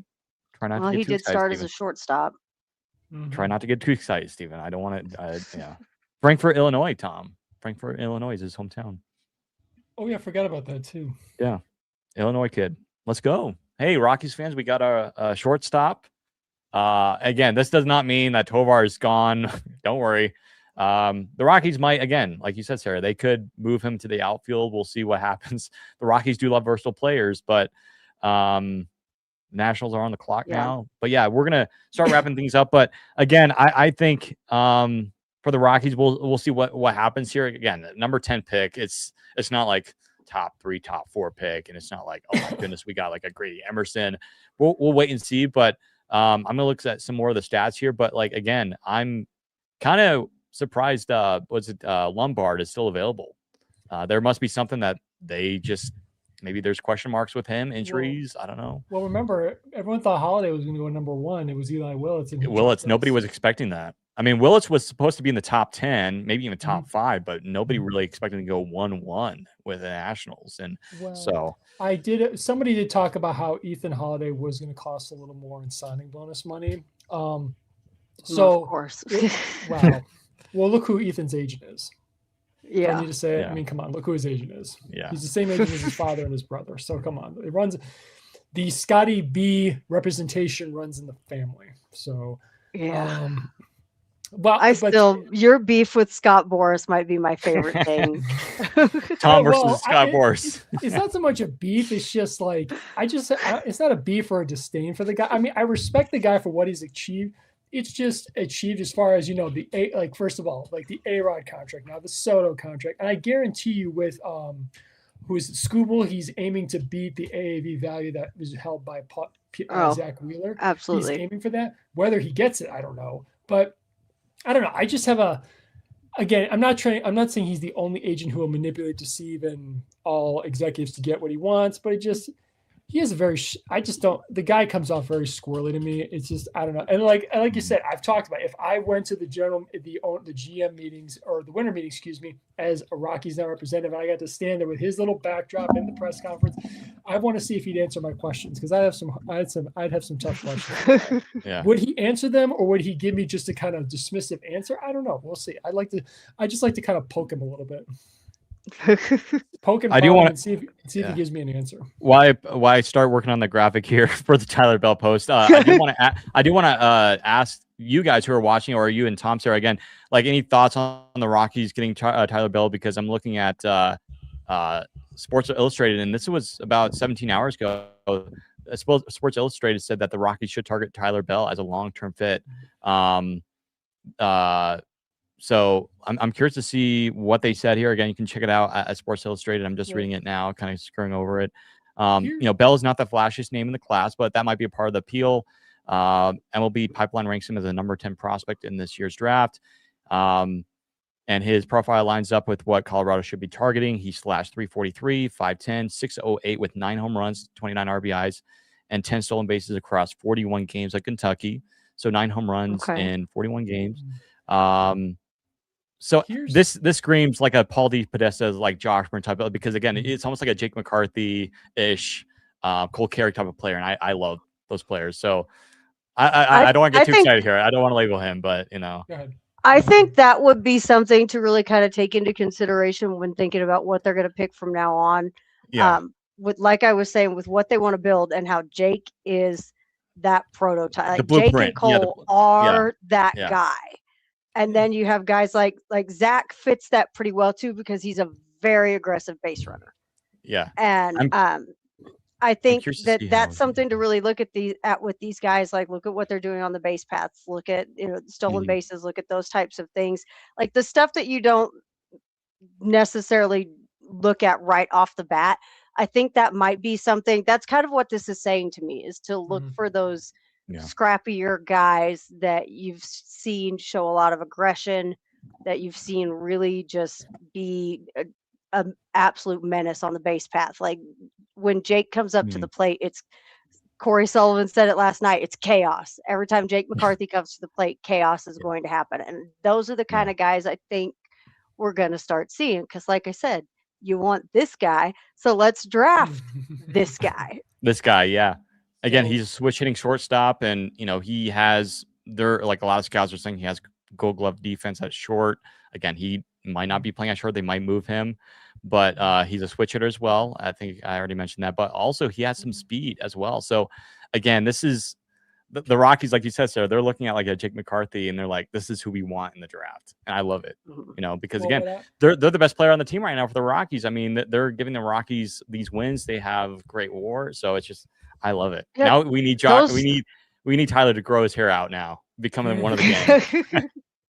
And those are the guys, like you're gonna start seeing that, because that's what Warren has preached that they want this team to look like. And so you see Jake doing it, and you see Cole doing it, and you're seeing more and more of the guys starting to take that approach to things. They're getting more aggressive, and it took a minute. Like they said they were going to be aggressive, and then right off the bat, it was like, we're getting thrown out every time we try to do something. But they're learning to pick and choose where those aggressive moments are going to be. Like Jake has said, if I see the outfielder have to break to the right or the left, I'm going for 2. Like that's what you want to see. And so that's the mentality that they're developing. So this really does make a lot of sense when you kind of look at it from that perspective. You got a switch hitter, so he's good no matter what you're doing. I mean, what do we think? How many more years do we have Toby under contract? We still got a minute, right? Yeah, it's like Let me look. like at least 5 or 6 years, something like that. Because I just That's not including the option years, I think. Let me look. I'm looking it up at the moment. Because that was a Bill Schmidt extension. Yeah. He's under contract through 2030 and he has the team option for 31. Okay. I just don't know. I, as somebody who absolutely loves Ezekiel Tovar for his defense and everything else, I don't know that he fits the offensive picture anymore. Yeah, the new. That's what I say. Like with Jordan Beck, I love the kid, love Tovar, love Beck, but it's just like I loved him when they were drafted. I still love them, but it's just like, do they fit though? Like what you're saying, do they fit? And it's just like, see, Beck's got a little bit more speed, and he is. I don't know. He's kind of teetering back and forth. He's getting it a little bit more right in Albuquerque, which is what they're gonna fix him. But are they fixing him to build trade value, or are they fixing him to bring him back? Is the real question. Yeah. And poor Brenton Doyle, that guy cannot catch a break with this injury. Like, he's been returned to the IL. I really do think at this point in time the plan is to get him fixed offensively to build value. I don't think. Well, and I hate that. I have a cat named Doyle. I hate that he's probably going to be gone. Well, it's safe to say you could say he's not at the moment. He's not a long-term plan piece at this point. I mean, Tovar has a big question mark on that too, because not just this season, last season's also a black mark on his which yeah, go ahead. And unfortunately, last season is something that was that hip injury really caused a lot of problems for him. And you thought after his performance in the WBC that we were going to get 2024 Tovey back, and then we haven't. And Brenton Doyle, of course, last year, I can't even imagine trying to play after what he went through last year. Well, here's some. Oh, sorry. Go ahead, Sarah. Sorry. No, that's it, really. No, but here's something interesting about Tyler Bell. He was actually drafted in the second round last year by the Rays, and he chose to stay at Kentucky. So he's been. Maybe I haven't noticed it, but he's been on the radar for a while. And again, an interesting note about him: he also played for Harwich in the Cape Cod Baseball League last year. So nice. Anyway, but here's something about that, because for those who don't know, in the Cape Cod League, you use wood bats. You don't use aluminum like you use when you're playing for your college team. And he slashed .316, .409, slug .474 with a wood bat. Again, that's only 5 games, but that's something to write about. That is something to take notice of. And again, we already talked about this. He is a switch hitter. That's something you want. And I do like that he's more bat to ball as opposed to hitting for power. He doesn't have, again, he has 50 rate speed, which is not out of, and again, that's out of 60. That's not horrible. I do like that he has a 55 grade arm and a 55 grade field value. So, and then to the question here that we have posed, how do you fit with Tovey and Holiday? So Condon, we don't have to worry about, because Condon is not going to block Bell or anybody's position, because he's not going to play the middle infield. I think they're going to start him at shortstop, but when it comes to Holiday, they could make a decision which one, if they're both developing well together. One could play short, one plays second. If I had to put money on it, it wouldn't surprise, or I have to not put money on it. If I had to choose, it wouldn't surprise if they choose to move Bell, who's a little shorter over and a little quicker, over to second base. That's a possibility. But I mean, talking about how this affects Tovar, it doesn't affect Tovar at all, because again, Holiday and Bell are years away from the big leagues. Even if they have just a monster season both next year, they're not going to be in the big leagues next year. So again, we'll have to wait and see what happens with Tovar. And as far as Holiday and Bell, we'll see how they develop together, because they're playing. They're going to be playing similar positions. Yeah, and that kind of, and how Bell working with Tovey, again, there's 4 years left on this contract with the option for a 5th one, but we also don't know that Tovey. It's not a bad deal for somebody to take on in a trade. Like, it wouldn't be a terrible contract to take, but we just don't know that Tovey is really that long-term picture anymore. If he can't turn something around this season, I think maybe he's not even at spring training next year. I think he's an off-season move. Well, the good news is a team-friendly deal. It's not like we're trading. Not like we're trading the Manny Machado contract. Well, didn't Ryan McMahon still have?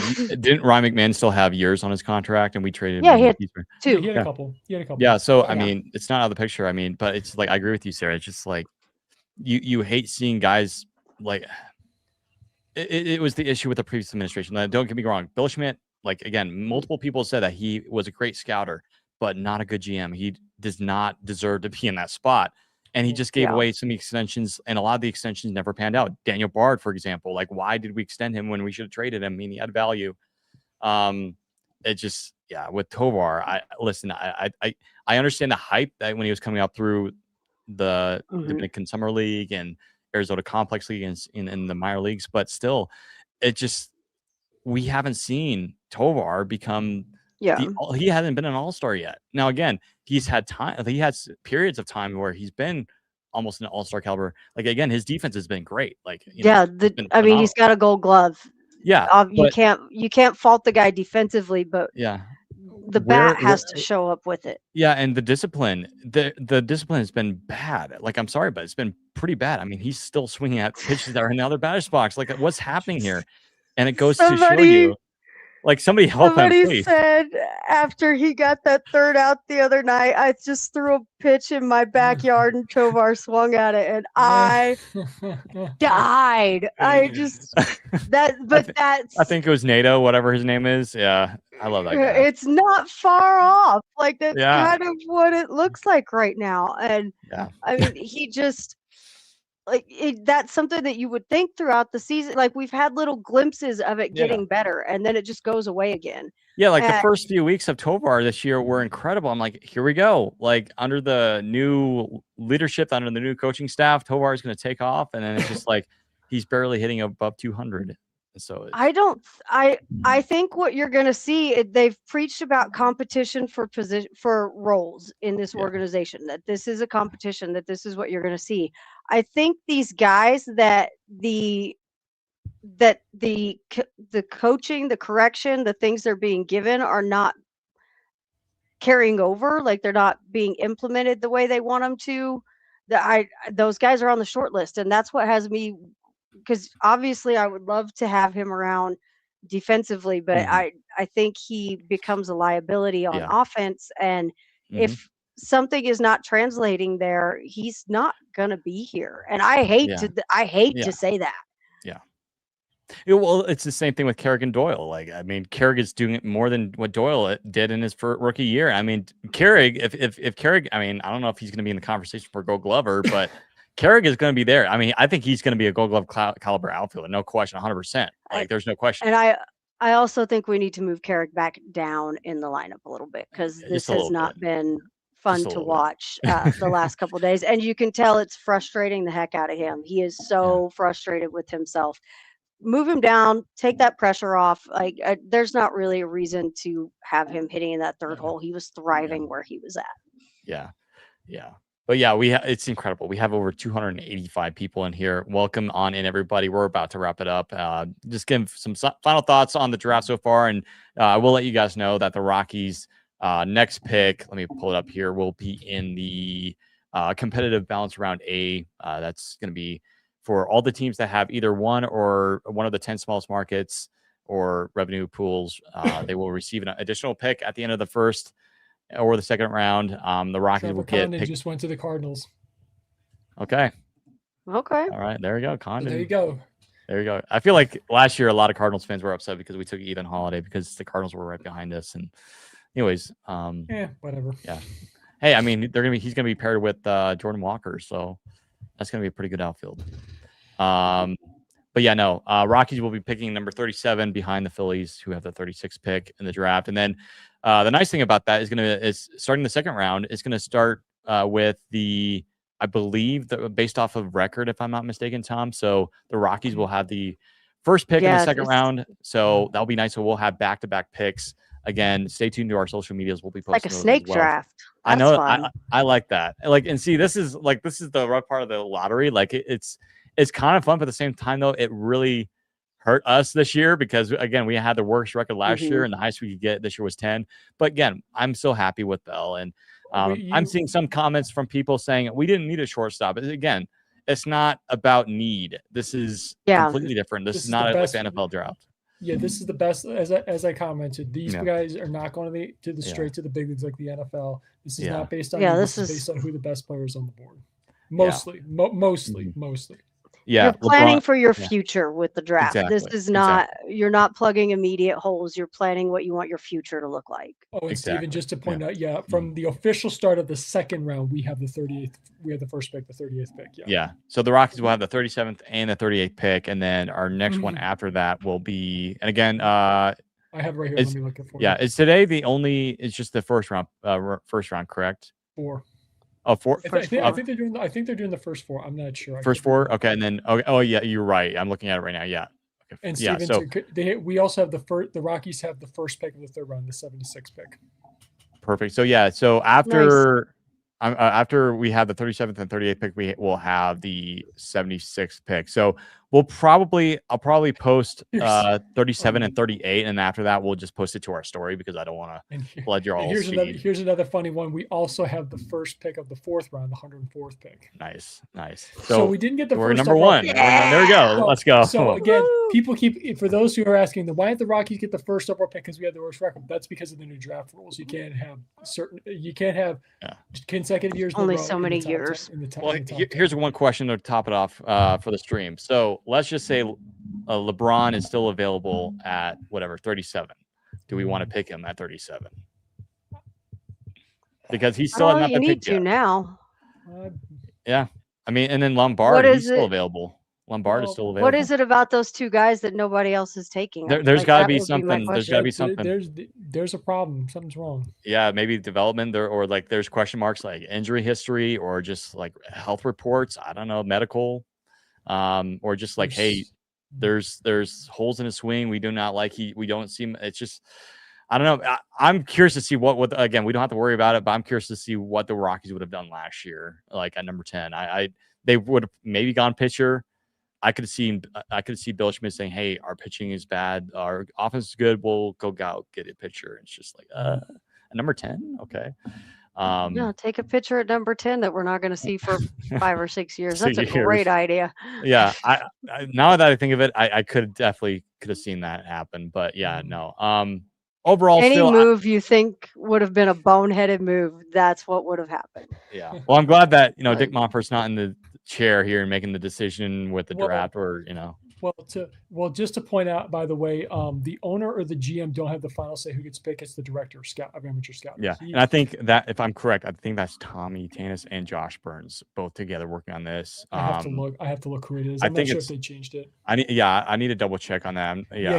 Just for those out there who don't know, that's true. The GM can have his opinion, but ultimately the responsibility of the amateur draft falls on the director of amateur scouting and his amateur scouting staff. I'm not sure if there's any women in those positions around baseball, but whoever that is in that position, that person has the final say. Yeah. Somebody did comment on our Instagram saying he's a good player. He might be shortstop now, but certain he will move positions. Yeah, I think that's what we're kind of guessing what the Rockies will do. They like to move position, like, Carrig. We see that all the time. But he also did say he did hear that if he signs, he needs surgery before even playing, which is a little bit of a worry. Listen, I think that happens all the time. It's Bell. Bell. On what part? On what? It's on our just what we just posted on Instagram. So you might have to scroll down just a little bit. There's some comments here. I'll see if I have. But yeah, it's like near the top. It's by James C. I see it right. I found it right here. It's a shoulder injury. Yeah, shoulder injury. Which again, I feel like it's nothing. It's nothing new. It's not like, oh, this is a leg injury or a shoulder injury, or like what was the injury again? Was it shoulder? Shoulder. He dislocated his left shoulder.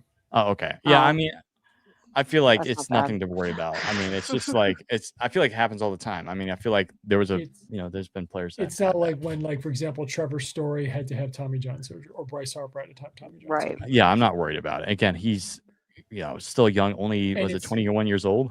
And again, it's his it's left shoulder, non-throwing shoulder. I'm not worried about it. Yeah. That's not bad.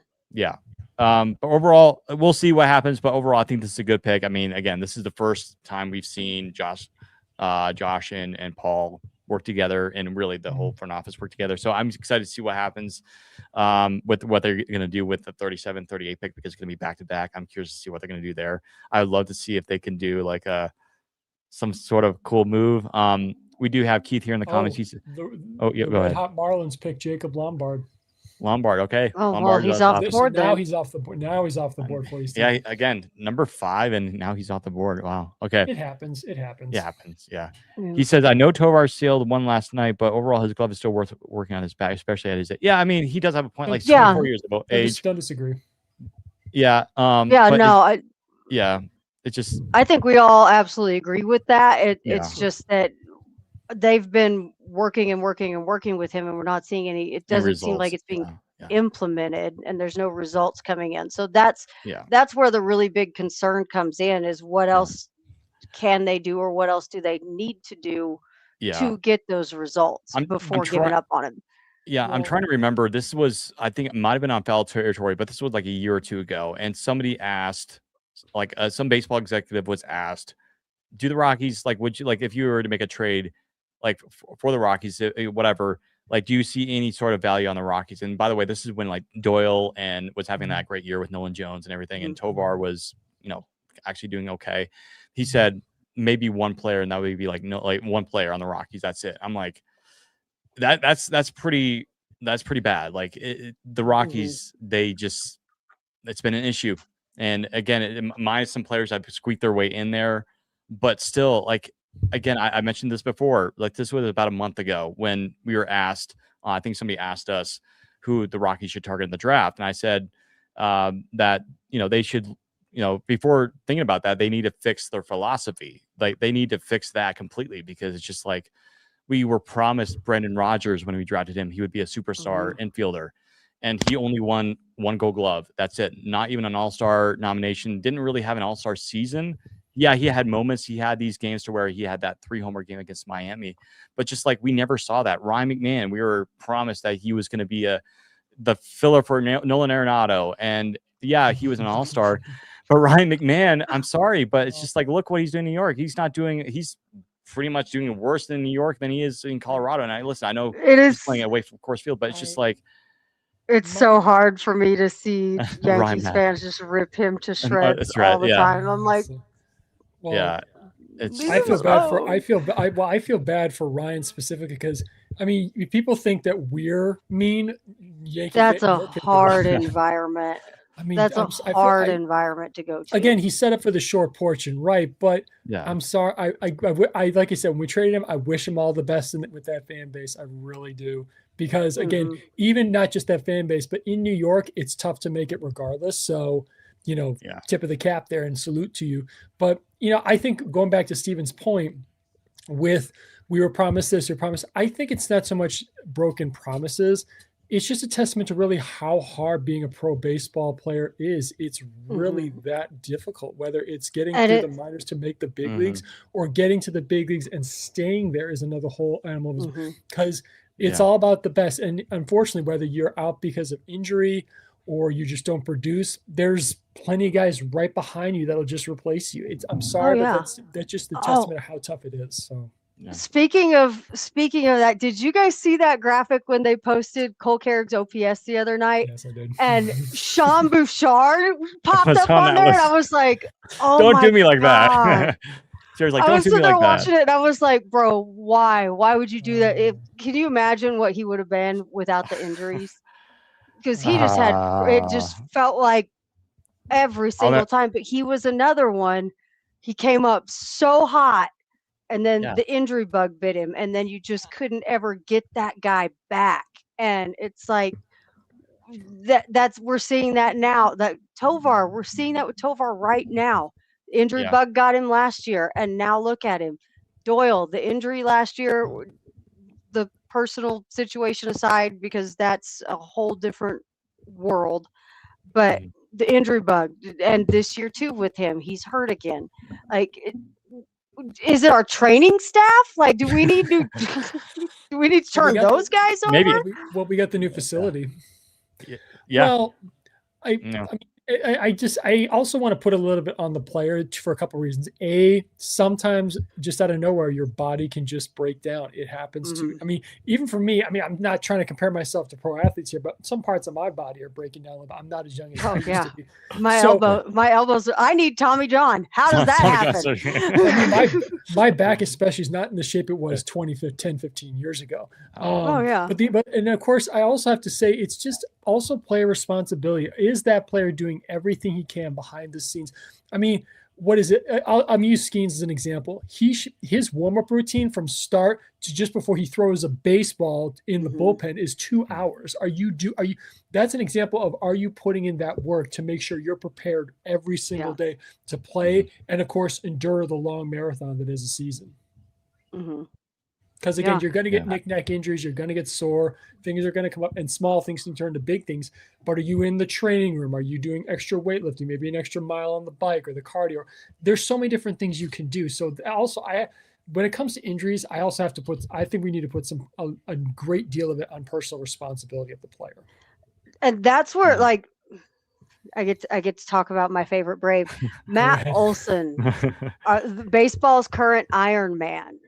Something he has said over and over and over again. He just actually broke the Braves franchise record last night. I mean, obviously he's sitting in, like, by the end of the season, I think he's going to be in 7th overall for most consecutive games all time. But he has said several times when they're asking him about this, when he broke into the top 10, that he spends his off season, he takes maybe 2 to 3 weeks.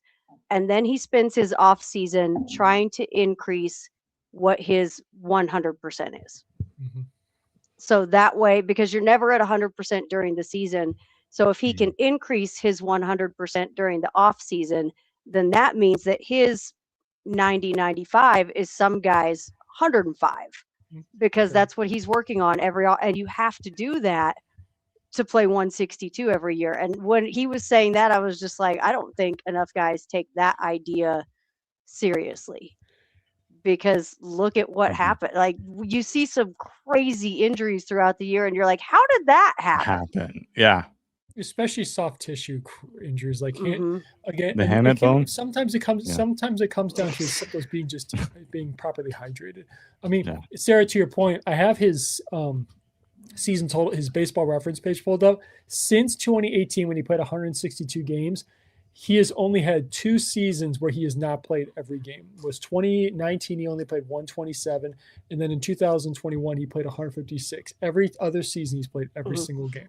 Every game. And when in 2021, that's when his current streak started. And he only missed those 6 games because he was taking batting practice. And the L screen was metal. It didn't have any padding. And he hit one that hit the L screen and came back and got him in the eye. I think I remember that. And he was walking around looking like he'd been a fight for like when Charlie got hit in the face, and he was playing looking like he'd been in a boxing match. That's what Matt Olson looked like for 5-6 days. And then he came back still with that black eye and continued on, but he couldn't see for 3 or 4 days out of that eye. And that's the only reason that streak has not been going since 2019, whenever it was. Well, it is. So, yeah. But to put that in perspective, since he joined the Braves in 22, he has not missed a game. He's not missed one game. 741 consecutive games with the Braves. It's just, again, it's just a testament to his not. Well, first of all, anybody can agree with it. Disagree. I do believe a little bit of luck is built into it, because even if it's 0.00001%, there's a little bit of luck involved when it comes to staying on the field. Because again, some freak stuff can happen. But again, it's a testament to his work off the field. And you have to take he will also take into account the fact that he plays first base, and that's a position where you're not, you're a lot less likely to have those things that can happen to you at shortstop or second or even at third. For the most part, you're kind of in your little spot, even though he has made some plays at first that I'm just like, how did he not get hurt on that? He's an incredible fielder. Like, he's earned his Gold Gloves, absolutely. But that his work ethic in the off season is 100% the biggest factor in how he's managed to play so many consecutive games and how he how he stays on the field for 162 every time. And he's still producing at an elite level. Yeah, he is. I mean, let me just to put that also into perspective. The contract he signed since joining the Braves, the extension was 8 years for 168. That's turning. We'll see how it goes in let's say 28 and 29 when it's the final 2 years. He does have the option for 30, but I mean, given where he's at in terms of age, I would say he's performing at par with the contract. Maybe even over, maybe over a little bit, because on the free agent market, he probably command AAV of 35 maybe. Yeah, and he's really like I think he wanted to come to Atlanta and he got it, and so he signed that deal before he ever even showed up at spring training. And I mean, that's their guy. Like I don't miss Freddie Freeman at all. Sorry, any Braves fans that might see this. Well, remember where Matt Olson was born. Mm-hmm. He's a Georgia boy. Mm-hmm. He is. Yeah. Yeah, go ahead. Sorry. He and Dansby both grew up there in Atlanta. He's got all of his charity work is done there in Atlanta. That's home. By the way, Gio Rojas just got picked up by the Rangers. It's no surprise. I think. I get Chris Young is on the hot seat with that team right now, because I mean they haven't fallen from grace, but they're just middling since the World Series. They haven't done anything spectacular. I mean, they're kind of between a rock and a hard place, really. Do you think the Astros go get LeBron here at shortstop? I didn't put a prediction out for the Astros. It's the Astros, so quite frankly, I don't care. But sorry. As long as Jim Crane's the owner, I'm not going to like the team. I have nothing against Astro fans, but as long as Jim Crane's the owner, I'm just going to go whatever. I don't care. Whatever. But I mean, who knows? He is. I mean, again, Texan, Alabama. I don't know. We'll see. Yeah. Some people are saying it, like on our Rockies Instagram, that LeBron was better than Bell. I mean, it's again, this is a draft. We'll wait and see. But I mean, some people said that. I remember when we drafted Condon that we should have gone for like a pitcher, or was it? Trying to remember. This was a while back. While you're thinking, remember Lombard was ranked above Bell and LeBron. He went after Bell. Yeah. So there's got to be something, for.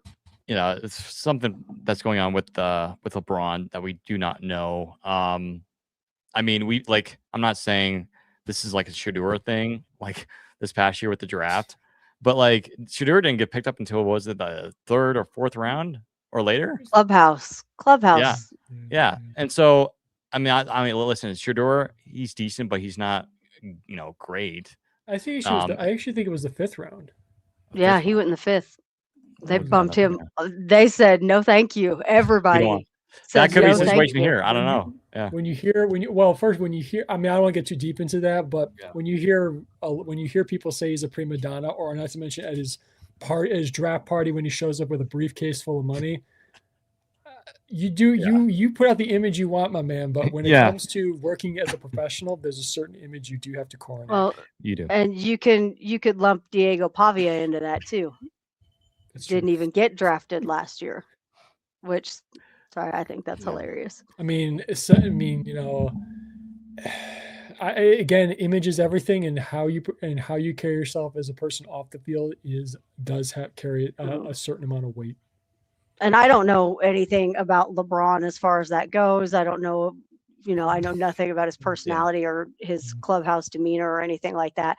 But that is something that I heard somebody say last year. Because there were a lot of guys coming out of Tennessee that probably talent-wise should have gone pretty high.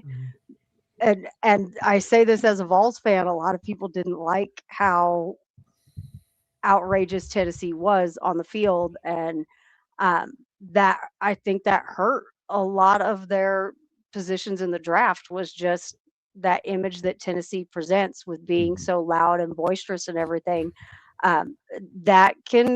That can play into it. Like, I don't think people look enough at how that can impact your position. Another outfielder, Logan Hughes. Another outfielder. Logan Hughes. Okay. Another outfielder. Oof. I'm looking. I'm just browsing around here. I don't see anything about LeBron that's concerning. I don't see much. No. I don't know. I mean, again, we're not privy to everything, so maybe there's Yeah. something we don't know. But I think we should all still be excited about Tyler Bell. He comes from Mhm. a reputable program in Kentucky. Again, they're not your Vanderbilt, your Wake Forest, your Tennessee when it comes to pedigree, but we should still be excited about this. I like it. Absolutely. Yeah. It's again, the one thing is, again, maybe I'm just a sucker for this kind of stuff. I like switch hitters who are good defenders. So Yeah. Well, and then we had there's another comment, Tom, if you want to look at it. But this guy says, well, he's replying to somebody that says we need anything but a shortstop. Well, this person made a good point, is that like every premier third base or second base prospect, you start off as a shortstop prospect. Mhm. They're always drafted the highest because they have the best physical traits. Like Bell has very good traits. Being drafted as a shortstop means nothing because you will likely be moved to another position, which is a very good point. Exactly. Like Condon was drafted as an outfielder, and again, he might stay there, but they've been moving him around first base. It doesn't mean that he's a shortstop for life. No, the Rockies might put him at third base or in the outfield. So I don't think Charlie's fast enough to be a third baseman. Like, no. Because I did notice he even struggles a little at first. Was Condon drafted as a third baseman or an he outfielder? He was third base. I mean, third base / outfielder. Yeah, because I think they both had that on him. But yeah, I think, the issue is, it kind of go off Sarah's point. It's at third base, it's all about first step quickness. That's why Nolan was moved from drafted as a shortstop and moved to third. He didn't have the range necessary to be a big league shortstop. He clearly had the arm. That's no question. Yeah. But he just had better first step quickness. That's why he was moved to third. And clearly that was the right decision. Yeah, and like Sarah made a good point about Cole Carrick. I mean, he was drafted as a catcher, and I mean, he could catch, but the Rockies have him playing, infield / outfield. And so Goodman, he was, remember he played first base for a little bit when he first came up, and, he was drafted, I believe, as a catcher, correct? And then the Rockies, I still wonder why they did this. I remember they would have Goodman play in left field. I'm like, what are we doing? Well, Alice, here's so it's like when Braxton Fulford got put in left the other night, I went, did we just punt this game? What are we doing? Yeah, I was like, why are we putting Fulford in left field? Like, what's going on? But like, I'll never forget when we first brought up Hunter Goodman. Like, we would have Goodman in the outfield. I'm like, what are we doing? Like, I don't know if I like this or not. But yeah, but we got Luke here in the comments. He says, "What's up, fellas? Bud? Hi, Sarah. Do we have another pick today? Are there 3 to 4 year college pitchers projecting around there?" Yes. To answer your question, Luke, before I hand off to Sarah, we do have at least we have a few more picks. Because we go up to the 5th round, and the 5th round will start tomorrow. But we have picks 37 and 38, and then 70. Is there 71? 76 and 104. So yeah, we have 4 more picks today. Yeah, we have 4 more picks today. So yeah. Yeah, but yeah. So I'm sorry, Sarah. I thought you were going to answer his question. Sorry. No. Oh, yeah. What was it? I just thought of 2 examples I can use for shortstops that moved to second base. Robbie Cano. He was signed internationally as a shortstop, developing the Yankees as a shortstop. But again, when you get to the big leagues and you have Derek Jeter there, he had the athleticism to play second base. So they moved him over there. Another one is Ethan Holiday's brother, Jackson. Again, he was developed as a shortstop, second baseman. But again, with Gunnar Henderson playing short, he has the ability to play second base. So again, Luke and Ethan Holiday are going to be developed as shortstops, but they're going to give Bell definitely some looks at second base. So it's not a bad look, because right now, second base, there's nobody. Again, Adele Amador, in my opinion, his potential's up in the air. I don't know what to think of him anymore. So we just have to wait and see with that one. So it's not a bad idea. Well, and Ritter is another example of that. He got a lot of time at second base last year, and he did great. And it was kind of a last minute thing. And even this year, they've put him in the outfield in spring training some. So the versatility is really what they're looking for with these guys. Like, can you develop at one position? I mean, if you look at the Padres, everybody was a shortstop at one point in time. And now everybody's somewhere else. Like, I feel like the position you were drafted at really doesn't have any impact on who you end up being within an organization. He's off the board, Steven. What? He's off the LeBron? board. Check it. He's not. He's going to the Reds. The Reds. Okay. Reds got a new shortstop. Well, again, Ellie De La Cruz is there, but who knows in the future? They're probably gonna switch LeBron. I mean, they could put him at second base, maybe. Well, or he could play third base. I think he's too short. Base. He's too. I think he's too tall to play. Well, maybe 6'2". You could play second base, but I think he's short. Maybe third base. I don't know. But there you go. So well, let's just hope in terms of if he does make it to the big leagues with Ellie De La Cruz, hopefully he develops less swing and miss stuff than Cruz, because Cruz is notorious for that. So. Yeah. I'm just curious of why. Maybe again. Sometimes we see this is not abnormal. We'll see guys that move down like this, but I'm wondering why. I mean, the Rockies and some other teams pass on LeBron for a reason, and there's got to be something, but we'll see what happens here. Again, I'm sure LeBron, well, he'll probably play in the infield, I would assume. Just given his scouting, I mean, he's very good speed and 60 grade power, or very good arm. 70 grade speed out of 80. That's pretty impressive. Yeah, that's really good. And I mean, it screams Rocky as well, but I'm sure, like, again, the Rockies picked Tyler Bell for a reason. I think it's because, like, again, Sarah mentioned already, he just fits that mold the Rockies are looking at right now with Jake McCarthy, Cole Carrig, guys like that. And again, I would say a lefty version. I mean, Tyler Freeman is kind of a righty version of those guys. Tyler Freeman just he's fast. He just gets on base, right? And I think they were just like looking at Bell and they were like, "Hey, this is our guy," And I think for Cincinnati, this is their guy. So we'll see what happens fast here. As they got that pick in too. I don't think they were quick. ever actually looking at LeBron. That came too fast. It was quick. It reminded me, like, when we drafted Condon, when the Reds passed on Condon and got Chase Burns, which was a great pick by the Reds, by the way. I'm not saying it was they passed just fine. He's doing great. He's isn't he an all-star too? Chase Burns? I don't know. That's a good question, but he's having a phenomenal year either way. But I mean, when the Rockies picked Condon, I'll never forget. Tom and I, we were doing the watch party for that. That was our first watch party we ever did. It was like in an instant. It was like there was no on the clock. It was in an instant. The Rockies knew who they're getting, and I think, again, they knew that not Josh, but I almost said Josh Bell. Tyler Bell was their guy, and so they knew. But yeah, I mean, honestly, this has been a kind of a quick first round.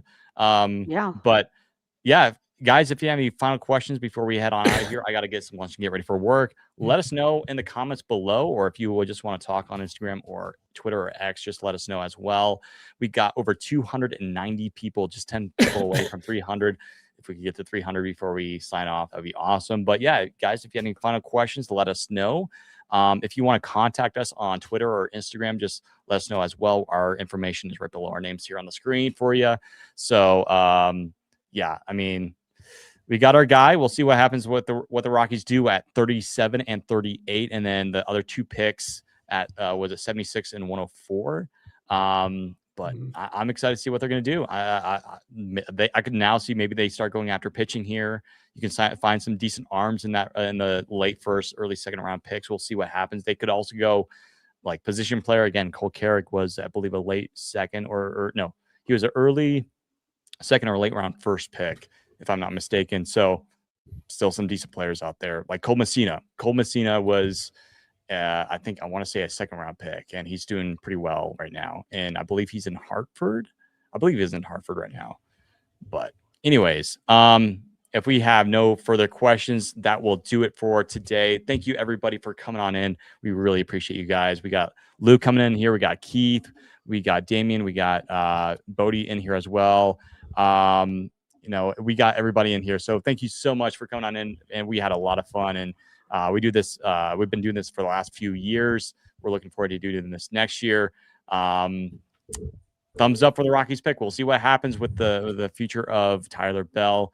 But anyways, folks, thank you so much. Stay tuned to our socials. We'll be posting the rest of the picks for today on our social medias. On behalf of myself, Sarah, and Tom, thank you so much for listening to this edition of the Rockies Now podcast. And as always, go Rockies.